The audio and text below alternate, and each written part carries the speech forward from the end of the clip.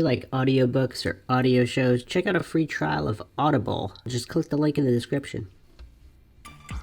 Welcome to MINDSHOCK. This is your host, Bruce McGuire. Today we are tackling Andrew Tate versus the BBC reporter.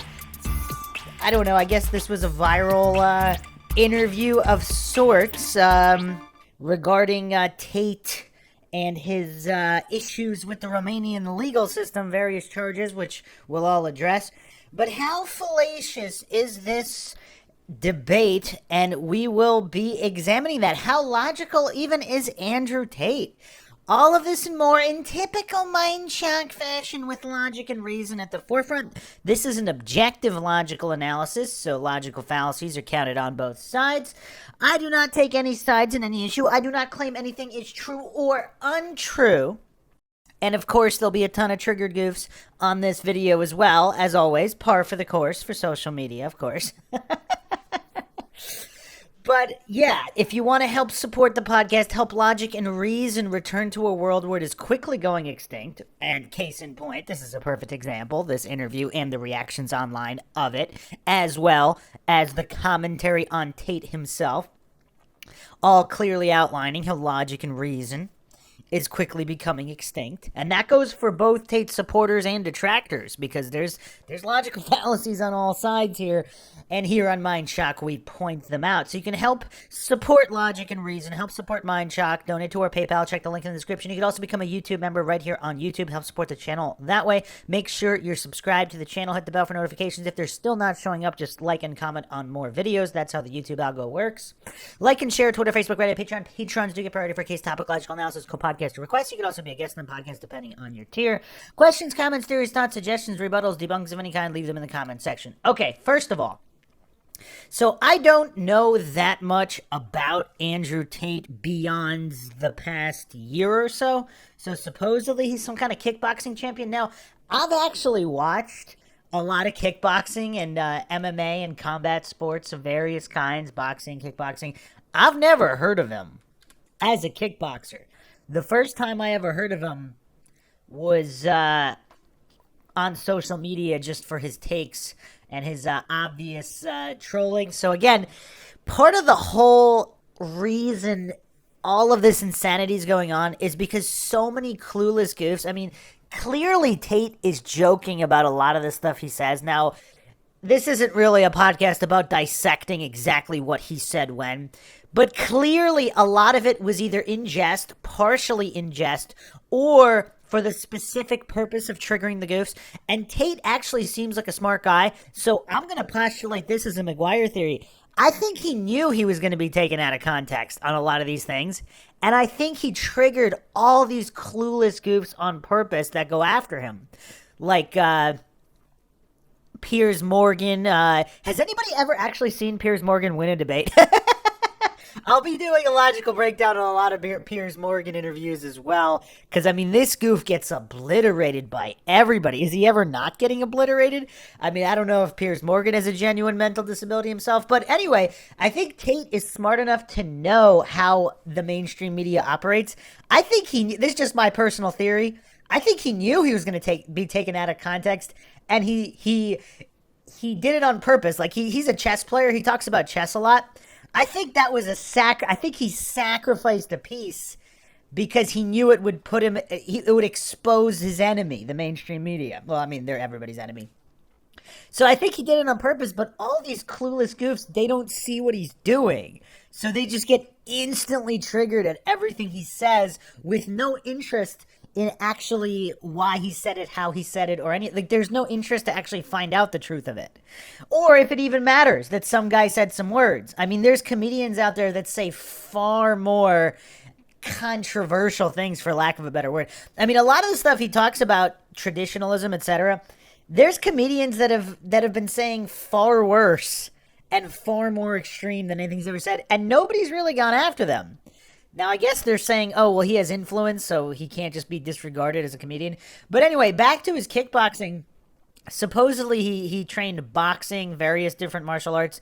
So, I guess the ISKA is not really televised in a lot of places. I mean, I watched K1 kickboxing mostly. So, perhaps that's why I haven't heard of him. But he was also a cruiserweight, so not really the most popular weight class anyway. And light heavyweight. Wow. Okay. So in 2008, wow, this is actually kind of impressive if this is true. This is just straight from the wiki. Tate started practicing boxing and martial arts in 2005. In November 2008, he was ranked the 7th best light heavyweight kickboxer in Britain by the International Sport Kickboxing Association. That's kind of in 3 years? That can't be true. Is that really true?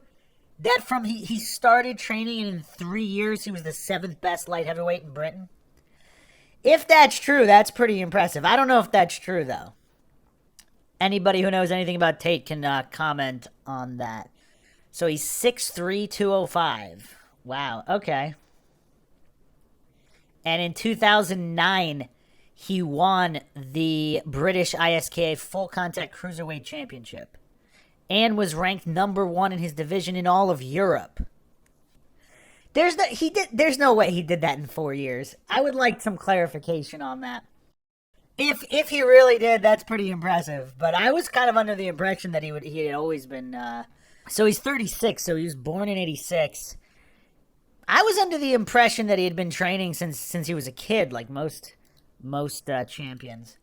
But anyway, he wasn't that famous. I mean, even in the combat sports world in general. I mean, I don't know if he was on the cover of magazines and all that. Like I said, I never heard of him until his. I mean, he was also. It says here he was on Big Brother 2016. I mean, I don't watch that crap, so I don't know. But this is from the wiki. While appearing on the show, he came under scrutiny for having made homophobic and racist comments on Twitter.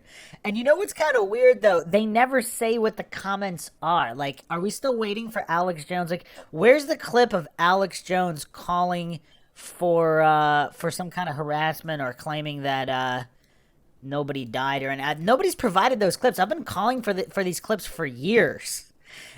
Nobody, like, how hard is it if he really did say something that damning? If he was calling for violence, I mean, that is a crime. He should be charged for that. Obviously, that's not what he was charged for, but I went over the Alex Jones trial, defamation, etc. But, we're living in full swing satire reality. Nobody even cares about the actual letter of the law anymore. It's kind of weird. So it looks here, the digitalspy.com, as I write up here, mostly he was just using slurs. So, I mean, in a way, see, here's the thing, like, you don't know the intention behind it. So, for example, like, people using profanity, some people use profanity, they use profanity almost like articles, like the word the. Some people just use them that frequently. They don't really use them as intended or to really convey any kind of power, which is obviously, profanity was never really intended to be used as often as articles or just, any random noun. They were, obviously, that there's a point to it, and some people just don't do that. So a lot of people use so-called slurs just to use them. Not because their personal belief system is actually prejudiced against anyone in any way. Now, obviously, you don't know that, but to hallucinate and pretend just because profane words were used, I mean, that's kind of weird. I mean, what's next? Are they really gonna outlaw and go after anybody using any kind of basic profanity? I mean, it's kind of weird. It's kind of weird. So anyway, that's just my general understanding of Tate. Quick background. Now, as far as the case against him, so, just for the sake of argument, let's say he's guilty on all charges. Now, does that mean due process shouldn't exist? Not just for him. I mean, there's people who advocate for due process for serial killers, but they're so triggered by words Tate said, they believe he doesn't deserve due process. Like, it's really weird. I mean, this is, like, that's why I'm actually covering it, because it's almost fascinating to see how clueless triggered goofs are. It's almost like they're arbitrarily and randomly going after anybody that triggered them with words. So that means he's guilty of all charges. That means human rights should not exist. It's weird. So he lives in Romania. Apparently, like, a lot of people are also making excuses saying, oh, well, the Romanian justice system is completely different. Or injustice system, rather. Their legal system. It's not like the U.S. It doesn't have to be, because human rights are human rights. And Romania has been a UN member since, what, 1955? So let's look at just the basic Universal Declaration of Human Rights. Anybody can look this up on UN.org. The Universal Declaration of Human Rights is a milestone document in the history of human rights drafted by representatives with different legal and cultural backgrounds from all regions of the world. The declaration was proclaimed by the UN General Assembly in Paris on December 10, 1948, as a common standard of achievements for all people and all nations. It sets out for the first time fundamental human rights to be universally protected and has been translated into over 500 languages. The UDHR is widely recognized as having inspired and paved the way for the adoption of more than 70 human rights treaties applied today on the permanent basis at a global and regional level, all containing references to it in their preambles. So I'm not going to go over all of this. I'm just going to go over Articles 9. Actually, you know what? I'll go over all the articles that are pertinent. Article 1, all human beings are born free and equal in dignity and rights. They are endowed with reason and conscience and should act towards one another in a spirit of brotherhood. Article 2, everyone is entitled to all the rights and freedoms set forth in this declaration without distinction of any kind, such as race, color, sex, language, religion, political, or other opinion, national or social origin, property, birth, or other status. So I guess this would apply to all unborn humans as well, for those that want to kill those. Furthermore, no distinction shall be made on the basis of the political, jurisdictional, or international status of the country or territory to which a person belongs, whether it be independent, trust, non-self-governing, or under any other limitation of sovereignty. So you can't just magically say, oh, well, Romania is allowed to violate human rights just because they're Romania and they have their own laws, or whatever corrupt laws they have. So, because a lot of goofs are seriously arguing that a legal system should be followed simply because it's the legal system. The old, the old just following orders Nazi defense. Well, they were just following orders, and, everything they did was legal, so it's okay. I mean, this level of goofery, you would think by 2023, with all that is known in history, that there wouldn't be these clueless bootlicking goofs, just genocide apologists. And this extends to all human rights violations. So pretty much, I mean, let's just boil it down. Even if Tate is guilty, why are people apologizing for the human rights violations? Because if he's guilty, he gets due process. The evidence can be presented against him in court. That doesn't mean you get to violate human rights until that day. So let's continue here. Article 3, everyone has the right to life, liberty, and the security of a person. Article 4, no one shall be held in slavery or servitude. Slavery and the slave trade shall be prohibited in all their forms. Article 5, no one shall be subjected to torture or to cruel, inhumane, or degrading treatment or punishment. Article 6, everyone has the right to recognition everywhere as a person before the law. Article 7, all are equal before the law and are entitled without any discrimination to equal protection of the law. All are entitled to equal protection against any discrimination in violation of this declaration and against any incitement to such discrimination. Article 8, everyone has the right to an effective remedy by the competent national tribunals for acts violating the fundamental rights granted him by the Constitution or by law. I mean, the Tates should really file some kind of a complaint with the EU and the UN for Romania's unjust laws. Not just to them, but if Romania is constantly violating everybody's human rights and just saying, well, that's just our legal system. I mean, that seems to be an issue for anybody who actually cares about human rights, because this isn't even really about Tate.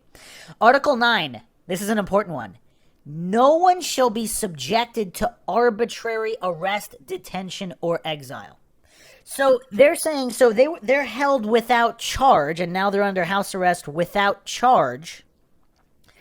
Is that not a clear violation of human rights? Because for all the goof saying, oh, well, in Romania, they always do that. They arrest people and then they look for evidence after to see if there's any evidence of crimes. That is the most backwards thinking that you can possibly have. I mean, how much of a clueless bootlicker would support that? Again, forget about Tate, but just to support arbitrary detention while people go arbitrary detention, arbitrary arrest, arbitrarily being held against one's will with no charge while the popo, incompetent or not, goes fishing for evidence to see if there's any kind of just reason. I mean, it's so, like, what kind of goof would defend this? Even if he's guilty, what kind of goof would defend this? Because guilty or innocent, this is indefensible. This is an unconscionable violation of human rights. Article 11, everyone charged with a penal offense has the right to be presumed innocent until proven guilty according to law in a public trial at which he has had all the guarantees necessary for his defense. Is that what we see here? Because if everyone has the right to be presumed innocent, why are they detaining an innocent man? I mean, obviously, for any charges, no matter how minor, the police should investigate. And if there's evidence that they're guilty of any crime, innocuous, not innocuous, then they would be charged. But if Romania didn't violate human rights, why would they be detaining innocent people? Because they have the right to be presumed innocent until proved guilty in a public trial. So without a public trial, there's no guilt, even if they're guilty. So, I mean, it's just so weird how there's goofs actually defending Romania here. It's just really bizarre. 2, no one shall be held guilty of any penal offense on account of any act or omission which did not constitute a penal offense under national or international law at the time when it was committed, nor shall a heavier penalty be imposed than the one that was applicable at the time the penal offense was committed. So that's mostly just like the bait and switch, which they actually do in America all the time, the bait and switch on charges, and many countries probably. So clear violation of human rights as well. So Article 12 also applies here. No one shall be subjected to arbitrary interference with his privacy, family, home, or correspondence, nor to attacks upon his honor and reputation. Everyone has the right to the protection of the law against such interference or attacks. So how many people have violated the TATE's human rights here with Article 12? Article 13, everyone has the right to freedom of movement and residence within the borders of each state. 2, everyone has the right to leave any country, including his own, and to return to his country. So if there is no public trial, there are no charges, and they're presumed innocent, how can anybody justify not only their detainment in police custody, but their house arrest? Because if they're presumed innocent, why would they be under house arrest? Article 14 also kind of applies. Everyone has the right to seek and to enjoy in other countries asylum from persecution. So if, let's say that for the sake of argument, if they're innocent and they're being, again, well, the human rights are being violated regardless of whether or not they're innocent or guilty. But let's just say for the sake of argument, let's for a moment, let's just say they're innocent. They're being prevented from seeking asylum in other countries from being persecuted in Romania if they're innocent. If they're guilty, you could say they're not, but again, that's where due process comes in, because if they're guilty or innocent, due process should still be followed. All right, the rest of the articles don't really apply here. Well, actually, they do. Let's go to Article 18. Everyone has the right to freedom of thought, conscience, and religion. This right includes freedom to change his religion or belief, and freedom either alone or in the community with others and in public or private to manifest his religion or belief in teaching, practice, worship, and observance. So anyone is free to teach anything, of course, unless it's calling for violence or committing crimes. Article 19, everyone has the right to freedom of opinion and expression. This includes freedom to hold opinions without interference and to seek, receive, and impart information and ideas through any media and regardless of frontiers. So basically, anybody trying to impede Tate from saying anything he wants about anything and expressing his views, or anybody else. Again, let's assume everything, just for the sake of argument, for the triggered goofs here, let's just assume 100% of everything Tate said is false. He still has the complete right to say it, and any interference with that right is a violation of human rights. And Article 30, nothing in this declaration may be interpreted as implying for any state, Romania or otherwise, group or person, any right to engage in any activity or to perform any act aimed at the destruction of any rights and freedoms set forth herein. So this is very clear. So how many human rights have Romanian authorities violated, not just the Tates, but any other people that they're detaining without charge or evidence, violating the presumption of innocence, violating their freedom of movement? I mean, this is just insane, and how obvious it is. I mean, this is first grade English here. I mean, this isn't rocket science. But so many goofs are actually justifying this. Now, let's say, again, even if he's guilty, how can you justify these human rights violations? Because that means all these innocent people would also be violated. So, yeah, this is pretty tough. This is pretty tough. So he's accused. I mean, we don't even know exactly what he's accused of. He's accused of some kind of fraud, human trafficking in the non-traditional sense. So basically, from what I understand, he basically offered women a job, webcam jobs or whatever. Some of them were performing on webcams elsewhere, and he offered them more money or a more fair split. Others weren't. But you know what's weird? A lot of the goofs, I'm not going to play all the clips here. Maybe they will in the BBC interview. But the same clip where the goofs say that he's a human trafficker, they literally are and supposedly they have security footage of all of this. They have cameras inside their house because, again, they're playing chess. They know the goofs are going to attack them. So they clearly state that whatever women left that weren't interested. How is that human trafficking? How is that holding anybody against their will? I mean, literally the same soundbite. It's like a 20-second soundbite on how they forced women to fall in love with them or whatever the case may be, whatever they were calling it, as if that's a crime. If that were a crime, what percentage of women would be in prison for seducing men? I mean, a lot of these goofs, even on mainstream media, they're saying, okay, he tricked women into falling in love with him or something, like pretending he was going to marry. I don't know, whatever it was. I mean, a lot of guys do that. Is that illegal to say words? To tell someone you like them if you don't? Is that illegal? To lead them on? And if someone's actually advocating for that to be illegal under the guise of misogyny, like how many more misandry violations are there where women lead men on or trick men or whatever, marry them for their money when they're not really in love with them? I mean, it's so weird because a lot of these clueless goofs saying that like Tate is tricking women and that should be illegal. I mean, if you really want to go down that path and say that humans don't have agency, not that it's their fault. I mean, clearly, if he did that, he's obviously a scumbag for doing that. But being a scumbag in that capacity is not illegal. Just like it's not illegal for women to trick men. It's not illegal for a woman to pretend to like a guy, then he marries her and she lives a soft, cushy lifestyle because of his money while not really being in love with him. I mean, which gender is more guilty of that? And they're accusing him of misogyny on that side. And it's kind of weird to accuse him of misogyny when he openly states how much he loves women and that they should be protected. And even the one other quote that they talk about women are men's property, they also don't. He obviously said that on purpose to trigger the goofs. Now, whether or not he really believes it, obviously I don't know. But it's kind of obvious that he said it that way, even if he does believe it. He specifically said it to trigger all the goofs. It's like he says jump and all the goofs jump. So he's like a circus guy holding a hoop and all the clueless goofs jump through his hoop while he just leans back and laughs about it. I mean, that's probably the funniest thing about the entire Tate presence online. He's the most Googled man or whatever. Like, it's so funny how all these clueless goofs don't understand how he's exploiting their cluelessness for nothing but entertainment, really. I mean, I guess it increased his searches and more money for him, but I think it's mostly for just entertainment factor.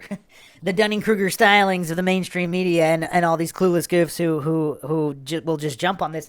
But in that same sentence from that interview, I mean, if people really want me to do a deep dive on this, I mean, I don't really feel like it. I'd rather not. But it's in the same interview, he's talking about women being property with the consent of the woman. So if the woman chooses the man, this is his belief. Again, we could say it's 100% false. I don't know. I'm not familiar with Sharia law, and I guess he's a Muslim, and he talks about this religiously. Are women men's property in the Muslim religion? I don't know, but he's advocating for consent, which I don't believe that even exists. I don't think the consent of the woman is considered in some of these Muslim countries. There are arranged marriages for both the man and the woman, and then there are certain situations where I guess the man just picks the woman regardless of her will. Tate is not advocating that from what I've seen publicly. I mean, if someone has a clip, they can throw it up. From the clip I saw where he's talking about women are men's property with the consent of the woman to be the property, so to speak. And by property, I think he's referring to protection, like you protect your land, obviously. So if somebody, castle law, all that. So the man's duty is to protect the woman. And that's all with the woman's consent. So if you want to love and protect women, does that make you a misogynist? I mean, how many times is the word misogyny or misogynist used accurately even? I mean, I actually can't even recall the last time it was used. It's almost like Occam's razor. Everybody always wants to invoke Occam's razor without knowing what it is. I mean, misogyny seems to, a lot of times when people are talking about misogyny, they're actually talking about misandry. I mean, who really receives more hate in the world, men or women? I mean, just in general, what kind of world are we living in? Are we living in a misandrist world or a misogynist world? Men are obviously overwhelmingly the victims of violent crime, like 80%. Men are 90+% of all the casualties of all wars, just used as cannon fodder without a second thought.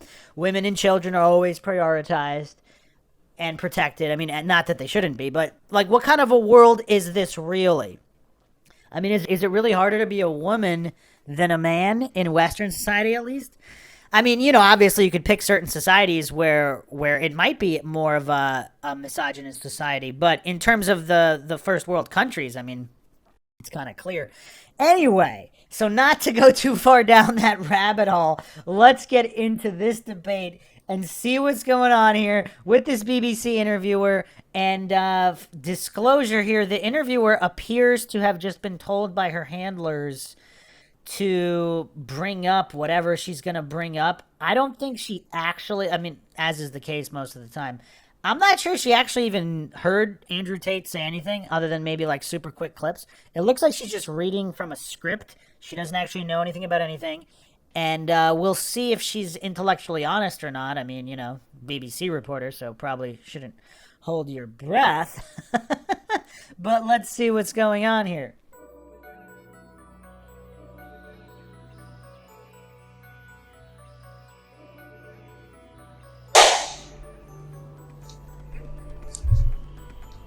Andrew Tate, you agreed to do an interview with the BBC today. Yep. The material is going to be published on television, on radio, online. Perfect. We are doing an interview with you because you're facing some very serious allegations. Right. Rape, human trafficking. Yep. And also because there's a great deal of concern about the things you say. Wow. So there's concern about him, about the things he says, but not the things other people say, which are far worse. So this kind of like arbitrary, I mean, is this not persecution as outlined in the UN Declaration of Human Rights? Because they're not really lying. They're saying here that they're going after him because of the things he says. I mean, that's kind of, obviously full swing 1984 Ministry of Truth style. They're not even attempting to hide it. And I almost kind of feel bad for this interviewer. Not really, but a little bit. Because it's like she's being used by, like, a useful idiot by the BBC, the powers that be, the corrupt profiteers, whatever you want to call them. They gave her whatever sheet. Her handlers just gave her the list of things to talk about. She seems utterly clueless about all of them because she's only going off the sheet. But on the other hand, if she was interested about the truth and intellectual honesty, shouldn't she have done the research on her own? I mean, whatever happened to honest journalists who actually prepare properly for interviewers, get all, objective, unbiased information necessary to do such an interview, to have that background info? I mean, I guess, those days are long gone. Long gone. I mean, obviously there were corrupt journalists all the time, but there used to be a couple of good ones. I mean, I guess not really so much anymore. And the impact that they have on young people and women. I don't think the concerns about the things I say. I think the concerns for the level of influence I have and the reach I have. I would argue that a lot of the things that are already out there inside of the legacy media, the matrix as a whole, are far more damaging than the things I say. On point. On point. I mean, there's people out there just promoting indulging people with mental illnesses and hallucinations and changing all of society for just a minuscule for the alleged benefit of the minuscule fraction. But that's the irony of all of this, which I've talked about in the past as well. I mean, even the most good-hearted, gullible goofs, they're so utterly clueless, they don't realize that doing all of this actually makes it worse, not only for the 99.999%, but also for the 0.0001%. So it actually doesn't benefit anybody. It's for the detriment of everybody. And that's what the goofs, the authority-worshipping cultists, statists, scientism cultists, whatever you want to call them, that's kind of what they don't get. That this kind of divide and conquer strategy by the corrupt profiteers that are pulling their strings, they're too utterly clueless to see that, to see all this manufactured divide and conquer propaganda. Concern about the influence you've had being harmful influence, but let's start with the allegations. Not necessarily a harmful influence. The fact that I'm massively influential over the youth, and I understand that. But it's my influence as a whole which people are afraid of, not necessarily the things. Let's start with the allegations. And it's weird too, like, I don't know if this BBC interviewer, if she has a mental disability or if she just doesn't care, if she's just robotically doing her job. Again, I'm not claiming to know. This is MINDSHOCK. I don't claim anything is true or untrue. And this is objective. I'm not going to assume I know whether she does or doesn't have a mental disability. So maybe she does, maybe she doesn't, or maybe she's just being robotic. She had zero interest in any of the words that came out of his mouth. She didn't even attempt to process. So I'm not going to presuppose whether she has the mental capacity to process, but whether she does or she doesn't, there was no attempt to process there. So right off the bat, I mean, it's really not an intellectually honest conversation, is it? Have you raped anybody? Absolutely not. Have you trafficked anybody? Absolutely not. Exploited any women for Absolutely money? not. But you have admitted using emotional manipulation to get women to work in the webcam industry for you. Wow. Oh, man, that's insane. So first of all, what does she expect with those answers? I mean, is she looking for micro-expression towels? I mean, the guy's a martial artist. He can, even if he's guilty, I mean, he could stone face all that. Like, what's the expectation here? Then again, am I actually using logic too much here? Because is this puppet of the BBC and the powers that be? I mean, like, if the mental capacity is not there to even process any of this. I mean, it's almost like they sent her in as a sacrificial lamb for the slaughter just in case she got lucky and they somehow executed some kind of semi-successful hit job, which was their goal, obviously not to get to the truth about anything. So this whole thing, emotional manipulation. I mean, if I were Tate, I would ask her, first of all, like, has she ever engaged in any emotional manipulation in her life? Either with significant others or, to get her job or whatever. I mean, what is emotional manipulation? Now, again, like, it's weird because they accuse him of misogyny when their misandry is on full display. Like, let's say he is a misogynist. Let's say, just for the sake of argument, I'm not claiming he is or he isn't, but let's say he is. Let's say he does hate women. Pretty much everything, all the clips I've seen, everything he says, like, if we put that on a scale of, let's say, 1 to 10 in extremism, I mean, let's put it, just for the sake of argument, before all the triggered goofs go off on this, let's assume, I'm not claiming that he is a misogynist, but let's say he is. The intensity of what he says, and I'm not claiming it is misogynist, but for the sake of argument, let's say it were. Let's just measure intensity, not necessarily content. What is he on a scale of a 2 or 3? Well, she's emanating like a scale 8, 9, 10 of misandry. She's going after him for emotional manipulation. I mean, how many men actually complain about women's emotional manipulation? And which gender does more emotional manipulation? I'm not claiming to have the answer. I'm just asking the question.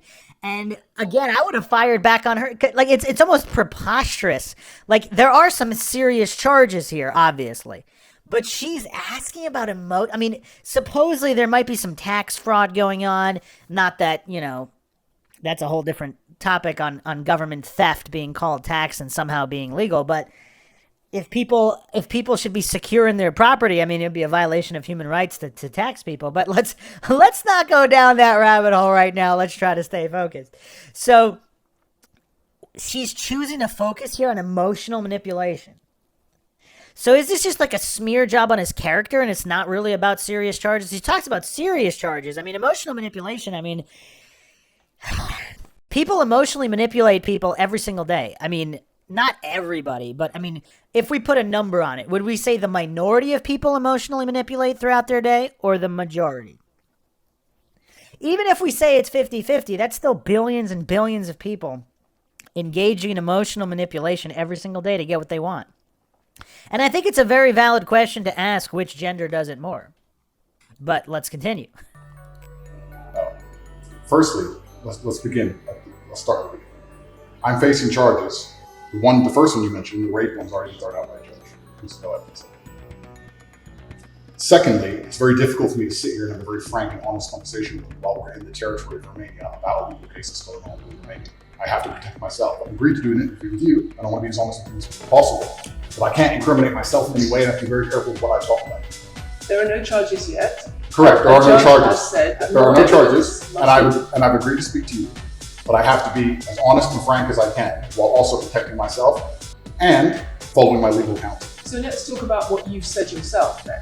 You have said on the website, your original website for the Hustlers University, that you emotionally manipulated women to fall in love with you so that you could get them working in the sex industry for your financial gain.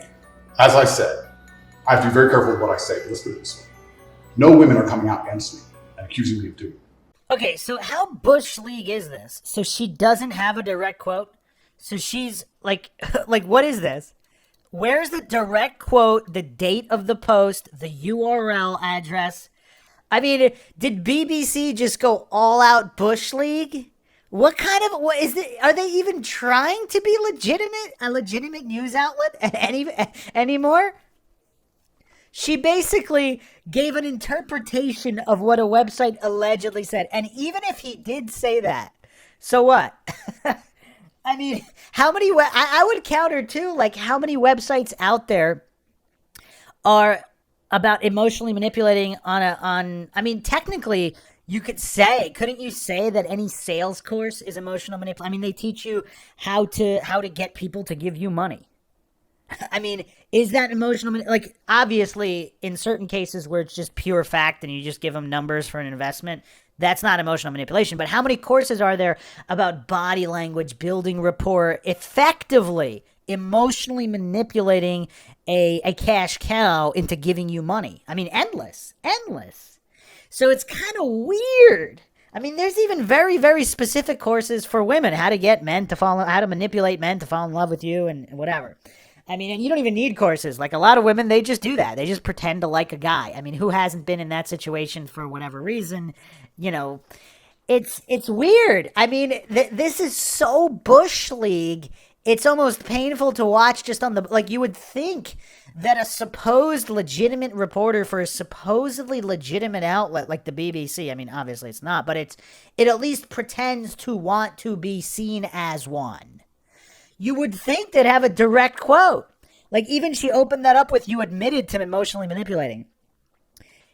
I mean, is there a clip of him saying that? Because if there is, I mean, she should have came with the receipts. I mean, she's looking like an utter fool here. And did the BBC set her up to look like an utter fool? And again, if she has a mental disability, then we do feel bad for her because, people should look out for people with a mental disability, not send them like lambs to the slaughter. If she doesn't have a legitimate mental disability, then it is her fault because she needs to do some homework. I mean, she's, this is just really, really painful to watch. Yes, they are. No, they don't. Yes, they are. No, they're not. Who? There's testimony from the current investigation. The current investigation, which I cannot discuss, which I know intimately and you don't, I can tell you right now that the women who are in this case file. Look how triggered she is. She automatically started looking for, I guess, a name. I mean, what is she looking for? She's claiming there are. Now, again, Logic 101, burden of proof is on positive claims. If she's claiming that there are women making these allegations and not just, whatever, made up nonsense, isn't it up to her to present that? They're going back and forth. No, they're not. Yes, there are. No, they're not. Well, the burden of proof is on positive claims. So again, if she doesn't have a mental disability, it's kind of hard to feel bad for her. But if she does, then, we have to feel bad for her because she got put in this situation. There are 2 American women who have been caught already admitting their lying, and then nobody else is accusing me of anything. To begin with, it's very common in cases like this that the alleged victims do not always see themselves as victims. That's very interesting. It's like What? Wow, was that like the biggest goalpost move of all time? So women who didn't come out against him are victims. Now, this might be true. Again, I mean, we know for a fact it's true in a lot of domestic violence situations. Or even if they do see themselves as victims, they're not going to come forward. But whatever. Not that what she's saying is untrue, but isn't that the biggest goalpost move? Can you imagine a bigger goalpost move? So first of all, there are women victims coming out with allegation. Now he pointed out, okay, there's 2 American women who have been debunked. I actually don't know the details here. Let's assume that's true, whatever. If she had the details, I mean, she should provide them. But she seemed to have acquiesced to what he said and desperately tried to move the goalpost after that. Because if she had actual names or actual receipts, why didn't she present them? Again, I mean, is this what passes for journalism these days? So she immediately goalpost move to, there could be women who don't see themselves as victims, so they wouldn't be able to come forward, whatever she's insinuating there. I mean, wow.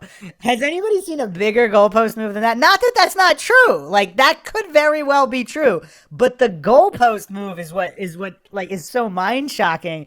I mean, she carried it to like a completely different field in a completely different country. it's going to be interesting. If I was a matrix-controlled organization, my goal was to slander somebody and try and destroy their name.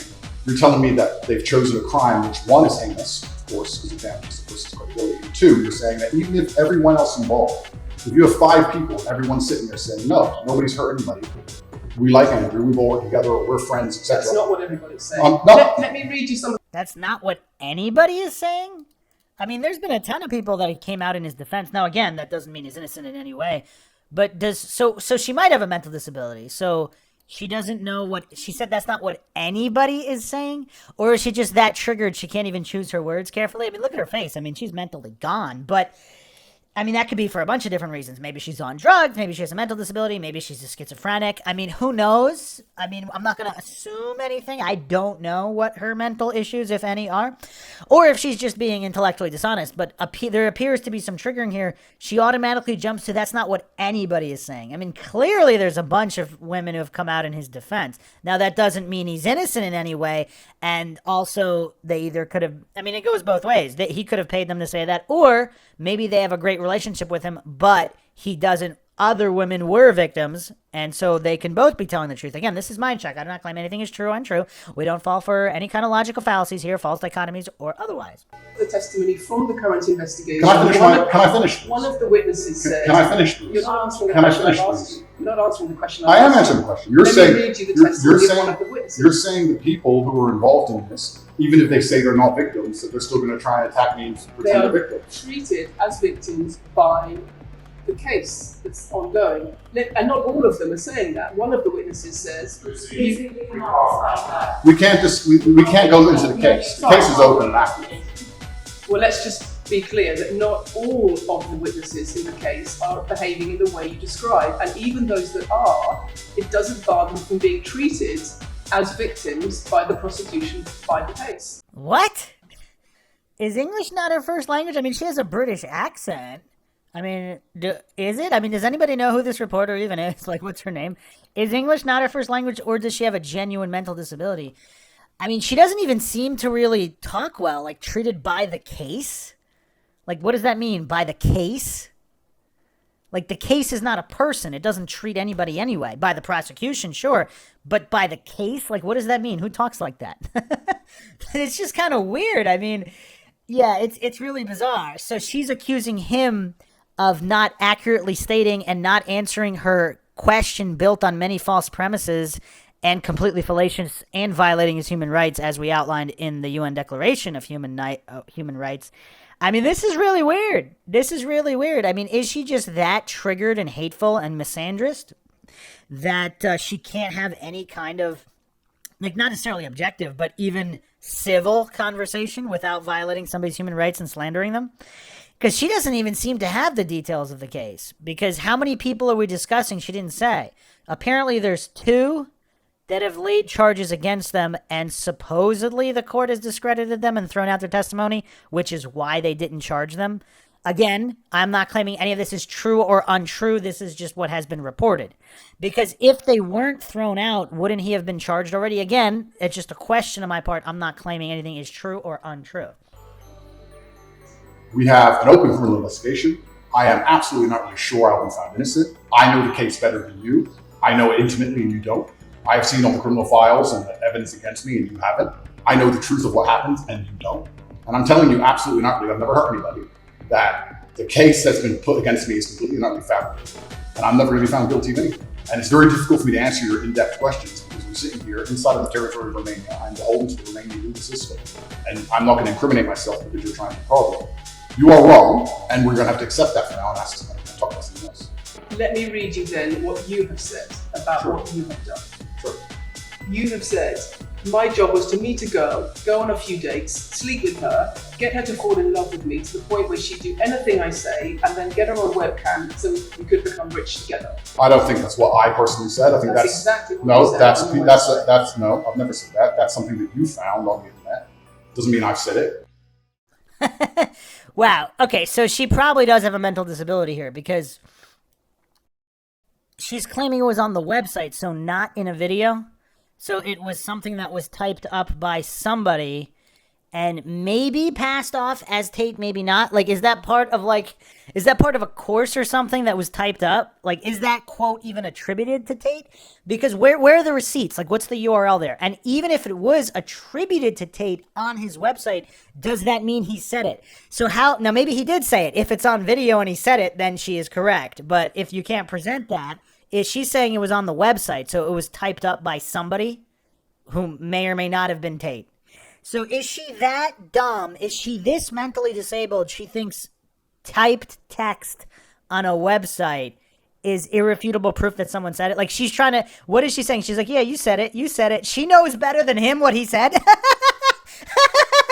I mean, is this the level of goofery that the BBC has sunk to? Like, let's say he did say it, but without the receipts, I mean, how dumb does she look? I mean, this is crazy.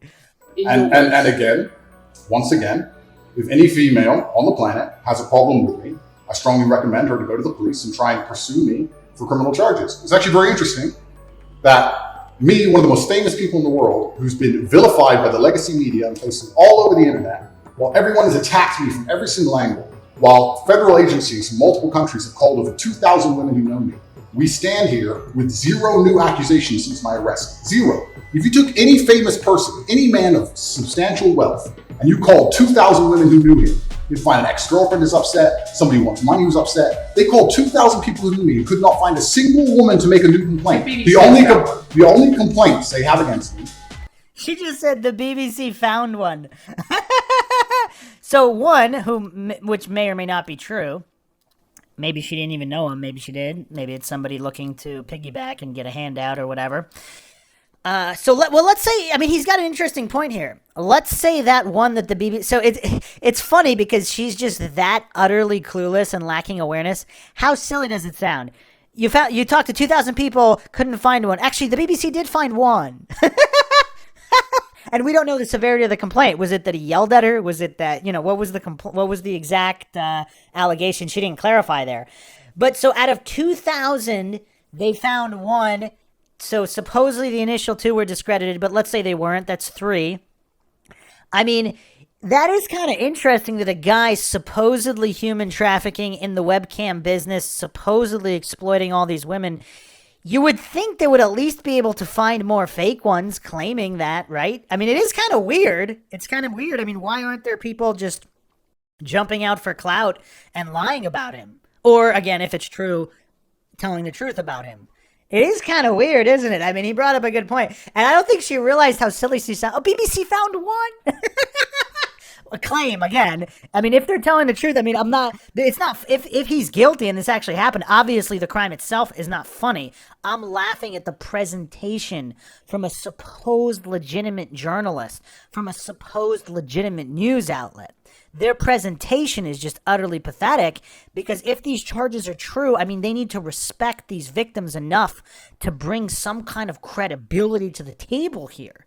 Because if the charges are true, it is so disrespectful to these victims for the BBC to engage in this clown show around them, trying to just the illegitimacy of this entire interview. I mean, it's if the charges are true, it is so disrespectful to the victims. I mean, it's insane here, and it's just so pathetic how this goof lady can't see it. Are the initial complaints, which we can prove are lies, and that's where it stands. So I'm not going to sit here and allow you to pretend that I'm some kind of evil predator. When actually, I'd argue the fact that people who've been investigated to the level I've been investigated to, you take the average man on the street and investigate his entire life for 14 months, call everyone who's ever known him, and vilify him in the media, and encourage people to come forward for money, and you try to contact every ex-girlfriend he's ever had. Would come forward and accuse those people of rape and accuse those I people think that you would have a lot more. I think you would have. Is this like her first day on the job? Is she finding it? Is she doubtful that people come out against rich people, either true or fake stories? I mean, it's literally, since Me Too, it's literally happened on both sides of the fence. I mean, there have been people that come out with real allegations, and then there's people that make up allegations to piggyback. She looks genuinely surprised by his comment. So does she have a mental disability? Is this her first day on the job? And has she watched no news reports about any famous people coming out to either slander or tell the truth about famous people? I mean, this is insane. This is next level clown show. I mean, I'm not sure I've seen this illegitimate of an interview from a supposed mainstream news outlet, at least purporting to be legitimate, pretending to be. I mean, this is insane. Have a lot more flack than I've got. I'm actually such a nice person that I've never had BBC anyone has come spoken to somebody since your arrest who says exactly those things. That with you, it's all manipulation. There's an ulterior. Is this Sophie? Everything Is this Sophie? Oh, it's Sophie. The fake name, no face, the story that was invented. So it's weird. Yo, how triggered is she? She couldn't even verbally. So I don't even know if this is purportedly the real name, right? And even if it is the real name, it's the first name. It's probably an alias. So she can't she nodded her head, but she couldn't even bring herself to verbally confirm yes. And did she so what was the level of verification done on the claims? And she said, oh yeah, we found one person. So they went through thousands and thousands. And they could only come up with one. If this guy really is, now again, if he's guilty, whatever, he deserves the worst. But in due process, because you have to protect all the people in the world and that presumption of innocence. So if he really is, but is he really guilty of being a prolific trafficker, abuser, assaulter? If he's doing, they could only find one, real or fake. They could only find, if he's this prolific, if he's just this much of an evil person and trafficker, I mean, wouldn't there be more both real and made up? I mean, it's kind of weird. But even from the tone of her voice, how triggered she is, desperately grasping to this one. And again, if it's legitimate, then he deserves the absolute worst. But the presentation here, it's just full out clown show. It's crazy. Please him and wanting him to be happy, that I was just kind of, yeah, okay, do whatever you want. And what is she accused? Has she accused me of a crime, this imaginary Sophie? She's making the point that there is Has she accused me of a crime? Emotional. Wow. I mean, I actually, what does all the MindShock listeners think? Does she have an actual mental disability? I mean, look at her face. She's incapable of even answering a question. I mean, there's zero intellectual honesty here. There's zero good faith discussion here. Because if she's saying, she basically, in that own statement, did she say, fine, do whatever you want? Did she just confirm that this woman gave full consent? So did she just admit that Andrew Tate never violated her will? I mean, but what's crazy is this woman has zero self-awareness. She just confirmed that the statement said that it was fine, do whatever you want to Andrew Tate. So she just confirmed that she consented to everything. And this reporter, I mean, use that term loosely, this journalist, reporter, useful idiot, whatever you want to call this individual, possibly mentally disabled, how does she not get that? Like, is it possible she's not mentally disabled? I mean, I don't know. Psychological manipulation. I've asked you a question, and I've allowed you into my house. I'm asking you a question. Correct, but you're not the boss here, because I've allowed you into my house. I'm asking you the question. Correctly, and I'm telling you. You get to decide the answers. No, we're equal here. I've allowed you into my house. You don't come here with a position of authority. I'm doing you the favor as legacy media, giving you relevance by speaking to you. And I'm telling you now, this Sophie, which the BBC has invented, which she's no face of, nobody knows who she is. The BBC did not invent. Of course not. And because you never invent anything. Okay, hold on. Let's unpack this. Wow. I mean, she seems to be a textbook misandrist. Not just that, but the entitlement. She comes into this man's home who granted her an interview. And as he outlined, and she's attempting to say that he has to answer her question. I mean, this is insane. And telling him what he gets to decide or not decide. And she doesn't see anything wrong with that. I mean, who is this person? This is insane. I mean, I've never seen this level of goofery and entitlement and misandry all mixed together. And let's say that she said the BBC did not invent Sophie. How would she know, though? So the couple little issues here. Is she the top of the BBC? I mean, I don't think she would be. Why would she be getting sent out in interviews if she was the top dog, so to speak? So she's taking on blind faith from whatever researchers or whoever data gatherers that Sophie is real. And the BBC did not invent her. Let's say the BBC did not invent her. So there's an individual who what? She sent him an email or maybe even made a phone call. Have they corroborated these claims in any way? Because if they haven't, like, where's the receipts? Anybody can say anything about anybody. So, like, is she just this utterly clueless about how due process works? Because, I mean, anybody can call in and make a complaint against her, right? And maybe it's a real person, maybe it's not. But, yeah, I mean, just this level of goofery, we haven't seen this in quite some time. I mean, is she the female Michael Sartain? But even Sartain didn't act this level of pompous in attempt. Even he, because if you haven't checked out the Flat Earth debate with Michael Sartain, he's the current reigning, defending Dunning-Kruger champion. Most logical fallacies in a single debate ever. I don't know if anybody's going to beat his record. I mean, it's just insane. He's also probably the champ of verbal diarrhea. But even he didn't have this pompous, arrogant, entitled attitude in attempting to steer any kind of debate or discussion of any kind, and they were technically on a neutral platform online. I mean, even Sartain, I don't know if he would enter someone's home and act this way, even being the Dunning-Kruger champ. So, I mean, I don't know. Maybe saying she's the female Michael Sartain, maybe that might not be fair to Sartain. And she's not filed criminal charges against me.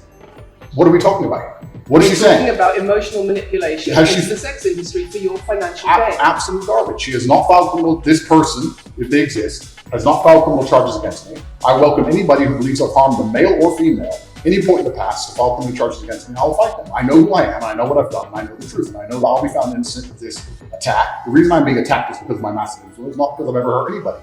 And for you to sit here and say that everybody around you is saying you're innocent, but that doesn't matter because the state will say they're victims, and they're just going to grab everybody you know and call everybody victims, even if they say they're not, and try and put you in jail. You are describing a matrix attack. You're not describing human trafficking. I'm describing women who are going to court to accuse you of rape and human trafficking. Wait, how does she know that? They're going to court? How did she know that they're going to go to court? They've said that they would appear? Well, then, it's, I mean, wow. So is English her, like, 8th language or something? Are going. See, there's a difference between knowing someone's going and saying they're going. So did they even say they were going? I mean, maybe. Again, I don't know. I don't have all these documents. So did they agree to appear in court? But then why haven't the charges been filed? So, I mean, I don't know. I don't know the answer to these questions, but the phrasing here really betrays this intellectually dishonest individual here. We'll see what women go. We will see what women go to court at the end of this trial. Please? We'll see which women go. Can to I court. finish, please? We'll see which women go. To court. I'm describing women who are going to court to accuse you of rape and human Sophie hasn't gone to court. Sophie doesn't and exist. I'm describing women who have spoken to the BBC at length Sophie doesn't exist. and other media organisations about what they say is emotional manipulation and coercion. And I'm quoting back to you your own words where you describe They're not my words. coercion. They're words and you emotional found. They're manipulation. words you found on the internet, and Sophie doesn't exist. On So your let's move on to website, the next in subject. your voice. In your voice? What does in your voice mean? So it's a video? If it's a video, I mean, there's no question here. Again, if English isn't a first language, in your voice, so does that mean text attributed to him? Which, any assistant could write or somebody he hired could write or whatever. I mean, it's kind of weird. And did they use the words emotional manipulation? That'd be curious. I don't know. If they did, that does sound pretty bad. If they didn't use emotional manipulation, basically, I mean, how is that different than any kind of sales job? I mean, is she going to start going after used car salesmen too? She's going to go to every dealership and just accuse these dealers of emotionally manipulating potential buyers and exploiting them out of their money? The difference is, though, that if Tate basically offered them a job and they both profited, that's a little different than a used car salesman screwing somebody out of their vehicle. But again, I don't know. It's just the level of goofery on display here. I mean, this is something else. I wasn't expecting this level of goofery. I mean, if the BBC hadn't lost all credibility before, I mean, it's clearly all gone now. On to the next subject. No, I think I'll stick on this one for a minute. So there's other places in that same website where you say you get girls to fall in love with you and they do it because they love you, because they want to do what you say. Convincing women to take part in some kind of business arrangement doesn't work long term because they're emotional. You've got to get to fall in love with them. Once That's again, coercion, that's emotional manipulation, that's abuse. what you found are clips from the internet, some text from the internet, and you're going to sit here and tell me that that's the reason I should. Your website, your words. It's not my website. Yes, it is. No, it's not. Check my website. Next. Wow. So she's claiming it's his website. That would be pretty funny if it wasn't even his website. But based on what she's put forth so far, I mean, look at how she's hanging her head in shame. So does that mean she's not mentally disabled and she knows that information coming out of her mouth is false? I mean, her tone, I'm not sure. Her tone betrays uncertainty to me. Because it sounds, even, she didn't say that, like the way she said, I'm going to stick on this topic for a bit. As if it's her term and she's dictating terms. As if it's her home and she's dictating terms. I mean, that's hilarious. I don't know why he didn't check her on that. I mean, I guess he was just being nice, and he let that go. But he could have kicked her out right there. But I mean, you know what's kind of weird though? I wonder how she would respond. Does anybody think she would respond this calmly and politely if he went into her house and was conducting an interview with her about words on the internet that were attributed to her that she might not have even said? Or even if she did say them, what would the reaction be? Does anybody think that she would actually be this civil as Tate is being? Based on what she's shown so far from her side of it.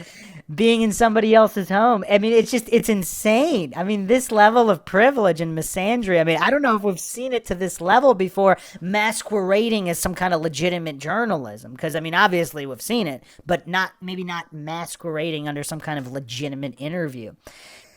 So she sounded really uncertain she sounded very certain when she said, I'm going to stay on this topic for a bit.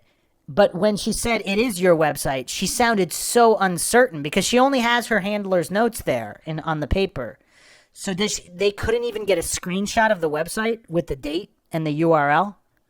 Because if she had that in her hand, I mean, look, if this is a hit job, they could make him look bad and it wouldn't even be that hard if it was true. Just have a screenshot of the website or even a laptop, pull up Wayback Machine if it's no longer up. Just pull it up with the URL, show it to the screen, and then put it right in Tate's face. Now, is the reason they can't do that is because they know it's not true, or they don't care whether it is or it isn't? That's another option. Because if she's just reading her handler's list there off her sheet, she might not even care whether it's true or not. She's so triggered, like she doesn't give a crap whether it's true or not. She's going to pretend it's true. And maybe it is, but she's not going to verify it because she doesn't care. It's the website you've taken down, and I wonder why those comments have been taken down. No website's been taken down. My website is the same. It's been the same for a very long time. The comments on this website, on the original website, have been taken down. Wait a second. Comments by whom? Is she seriously quoting comments from just random people? I mean, this is almost as... Okay, I gotta say, the BBC is at least consistent. If you haven't checked out the Andrew Neil BBC interview with Ben Shapiro, Andrew Neil is basically holding Ben Shapiro accountable for clips people put up. I think he might have been referring to the Thug Life video or the titles of video Ben Shapiro destroys, as if Ben Shapiro titled them himself on his own website. I mean, this level of goofery. Is she seriously reading like user comments and pretending Tate said it?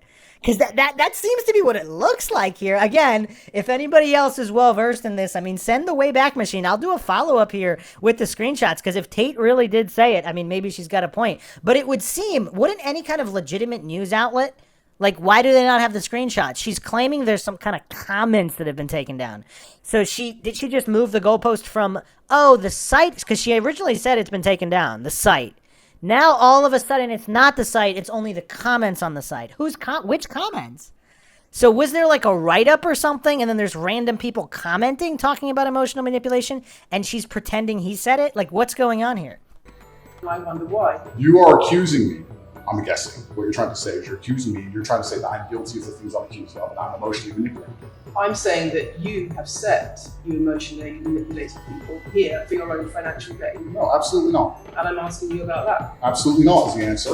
I look forward to the end of this trial. I look forward to clearing my name.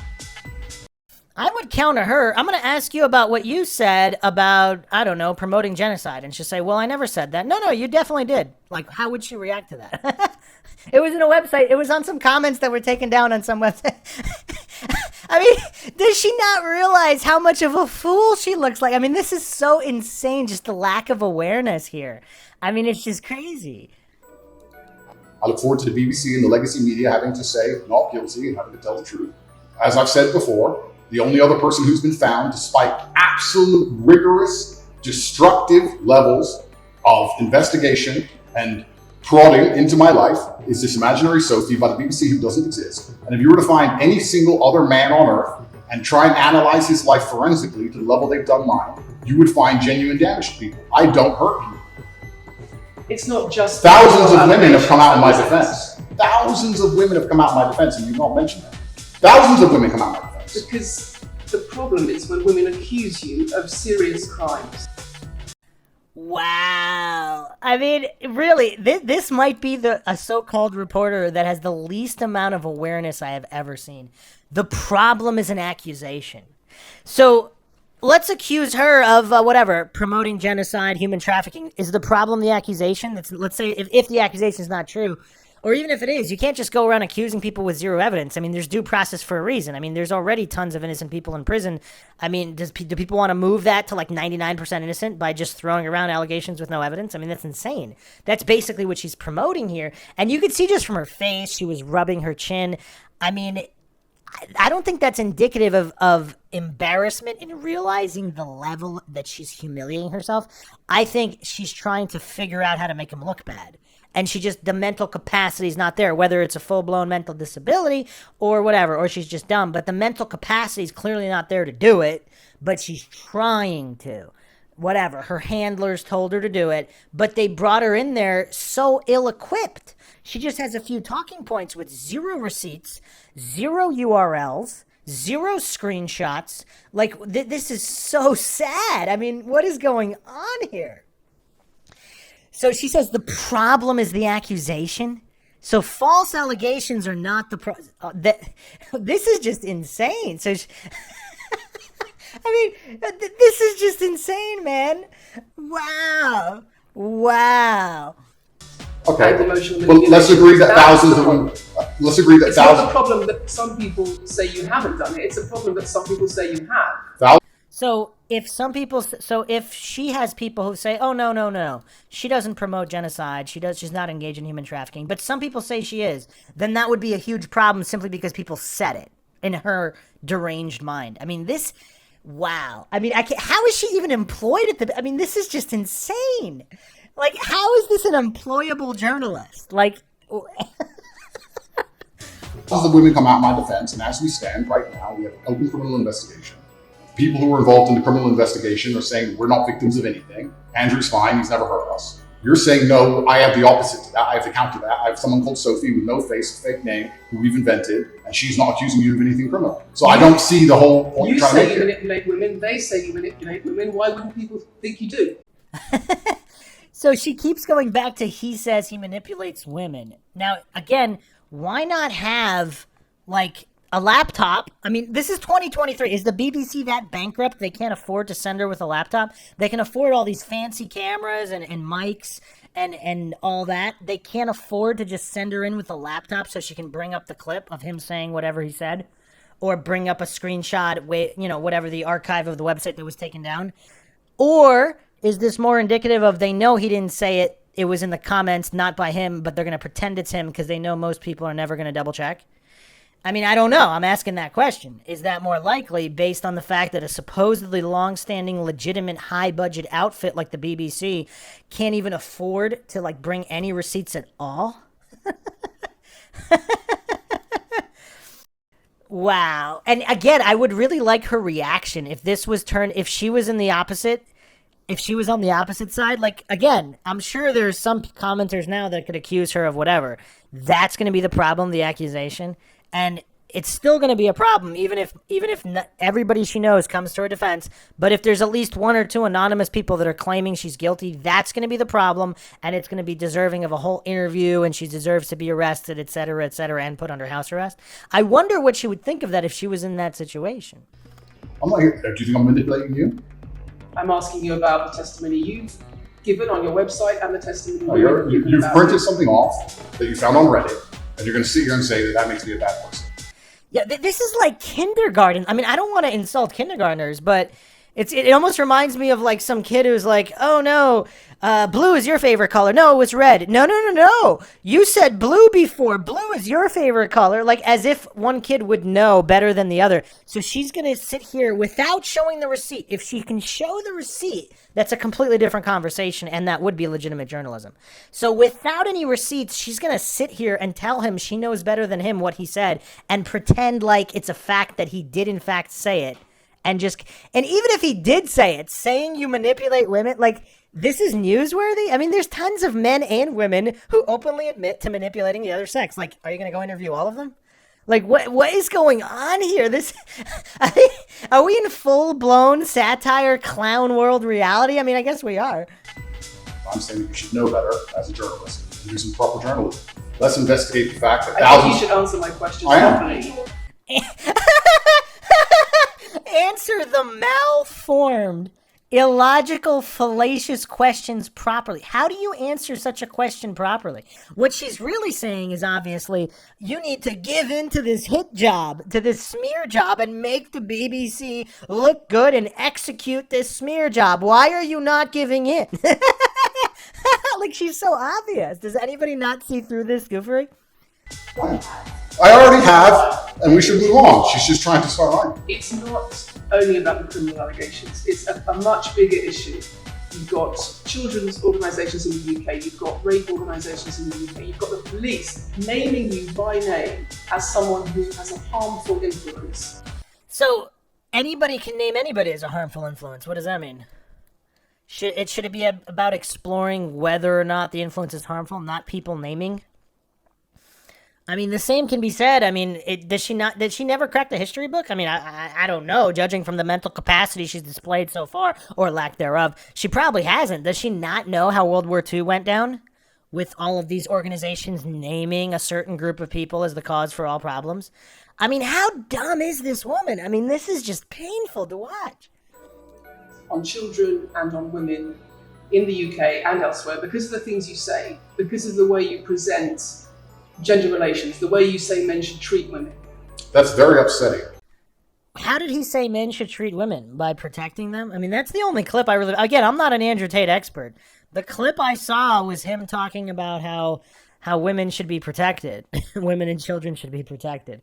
I mean, that's a harmful influence? I mean, I don't know. Maybe he said other things also, but yeah, it's just kind of weird because notice how she hasn't put anything in quotations.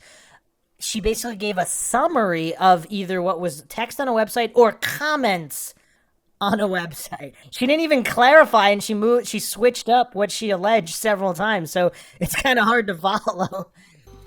And the reason that's very upsetting is because I know that's not true. I'm genuinely a good person. I believe my impact on the world is positive. In fact, if you were to read the comment section of nearly any video I post, especially by the legacy media, 95% of the population agree with me. Most people know that the things I say are positive. Legacy media as a whole has lost all its credibility in the last 3 to 4 years. Nobody believes it.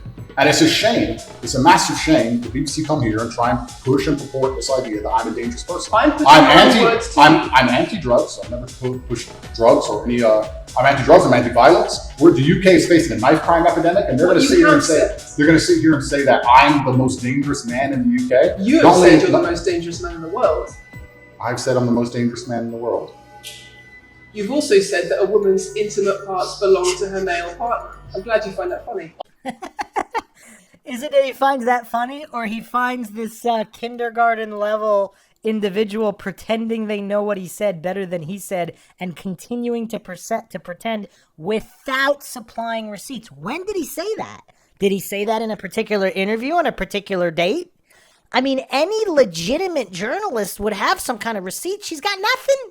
She's got nothing, and it's...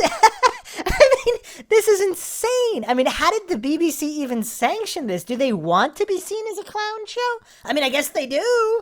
Because, like, they sent... I mean, it's so weird. It's on both of them. They sent her in with just, her handlers sent her in with just that, 2 or 3 sheets of paper with some notes on them. With no actual dates, no actual sources of any kind. I mean... what is there to even dissect here? I mean, this isn't even middle school journalism. I mean, middle school journalism, I remember my middle school had a paper. I don't know what this was, 6th grade, I don't know. We were required to provide sources. You need URLs, dates. I mean, which was this from a particular interview on a particular show? What's the name of the show? What was the date? She's got nothing. I mean, she would fail a middle school journalism class with what she's presented thus far. I mean, this is just so sad. Or hilarious, depending on how you want to look at it. I find it funny that you're sitting here saying that I've said I'm the most dangerous man in the world, and you believe that's... When did I say that? I'm asking if you believe it. No. That's not what she asked. She said he said it. You have said you're the most dangerous man in the world. You have said you're the most dangerous man in the world. You have said you're the most dangerous man in the world. I mean, this is just really sad. I mean, I've actually never seen a worse interviewer. She does not appear to be even on a 1st grade English comprehension level. She doesn't know even the basics of sources within. I mean, this is journalism. This is middle school journalism. We're not even talking about high school or college level journalism. This is middle school journalism. How can you have no source? I mean, this is insane.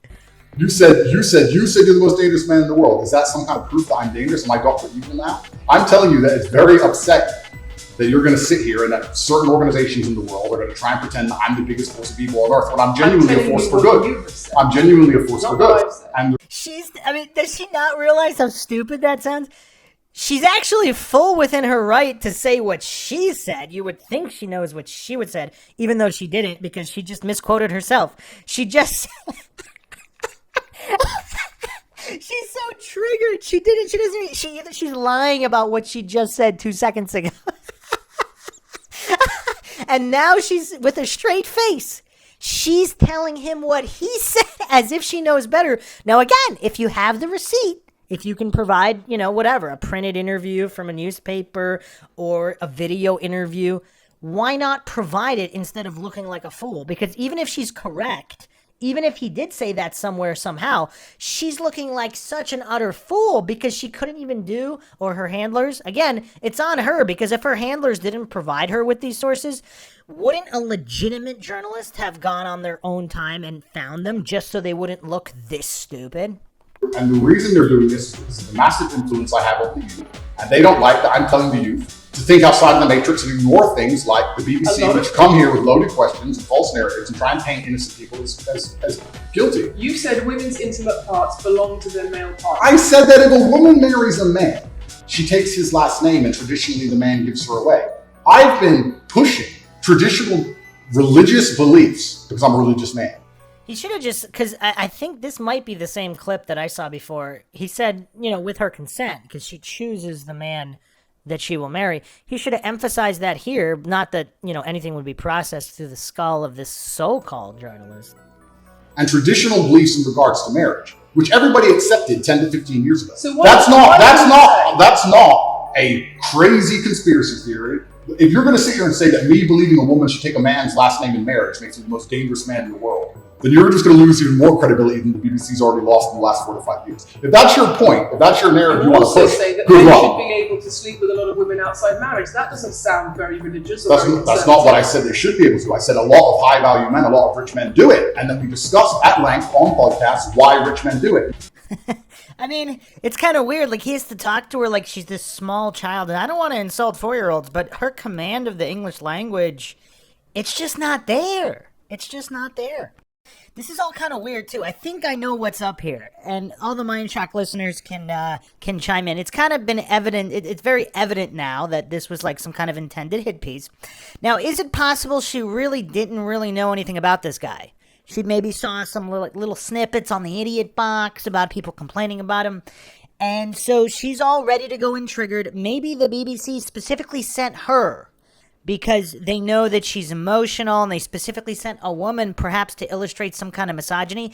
I mean, even maybe the BBC heads or whatever those goofs were thinking, or I don't know if they're capable of thinking, but whatever passes for thinking at the in the top ranks at this supposed news organization known as the BBC. So did they send her on purpose because they thought that he would possibly yell at her or look bad? So her job was to be used as a useful idiot. Her job wasn't really to know anything about anything. It was just to elicit this response. But you know what's kind of funny? Doesn't it always backfire? Because, I mean, even going back to, what was it, Dee Snider of Twisted Sister testifying in court about whatever. They were saying that the music was causing all these problems, school shootings, whatever.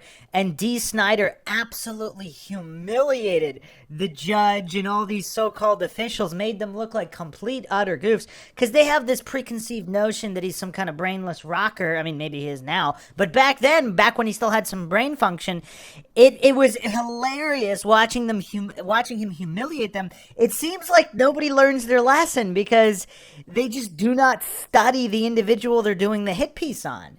I mean, wouldn't it be a lot more legitimate to do a hit piece when you have actual receipts or real information, real sources?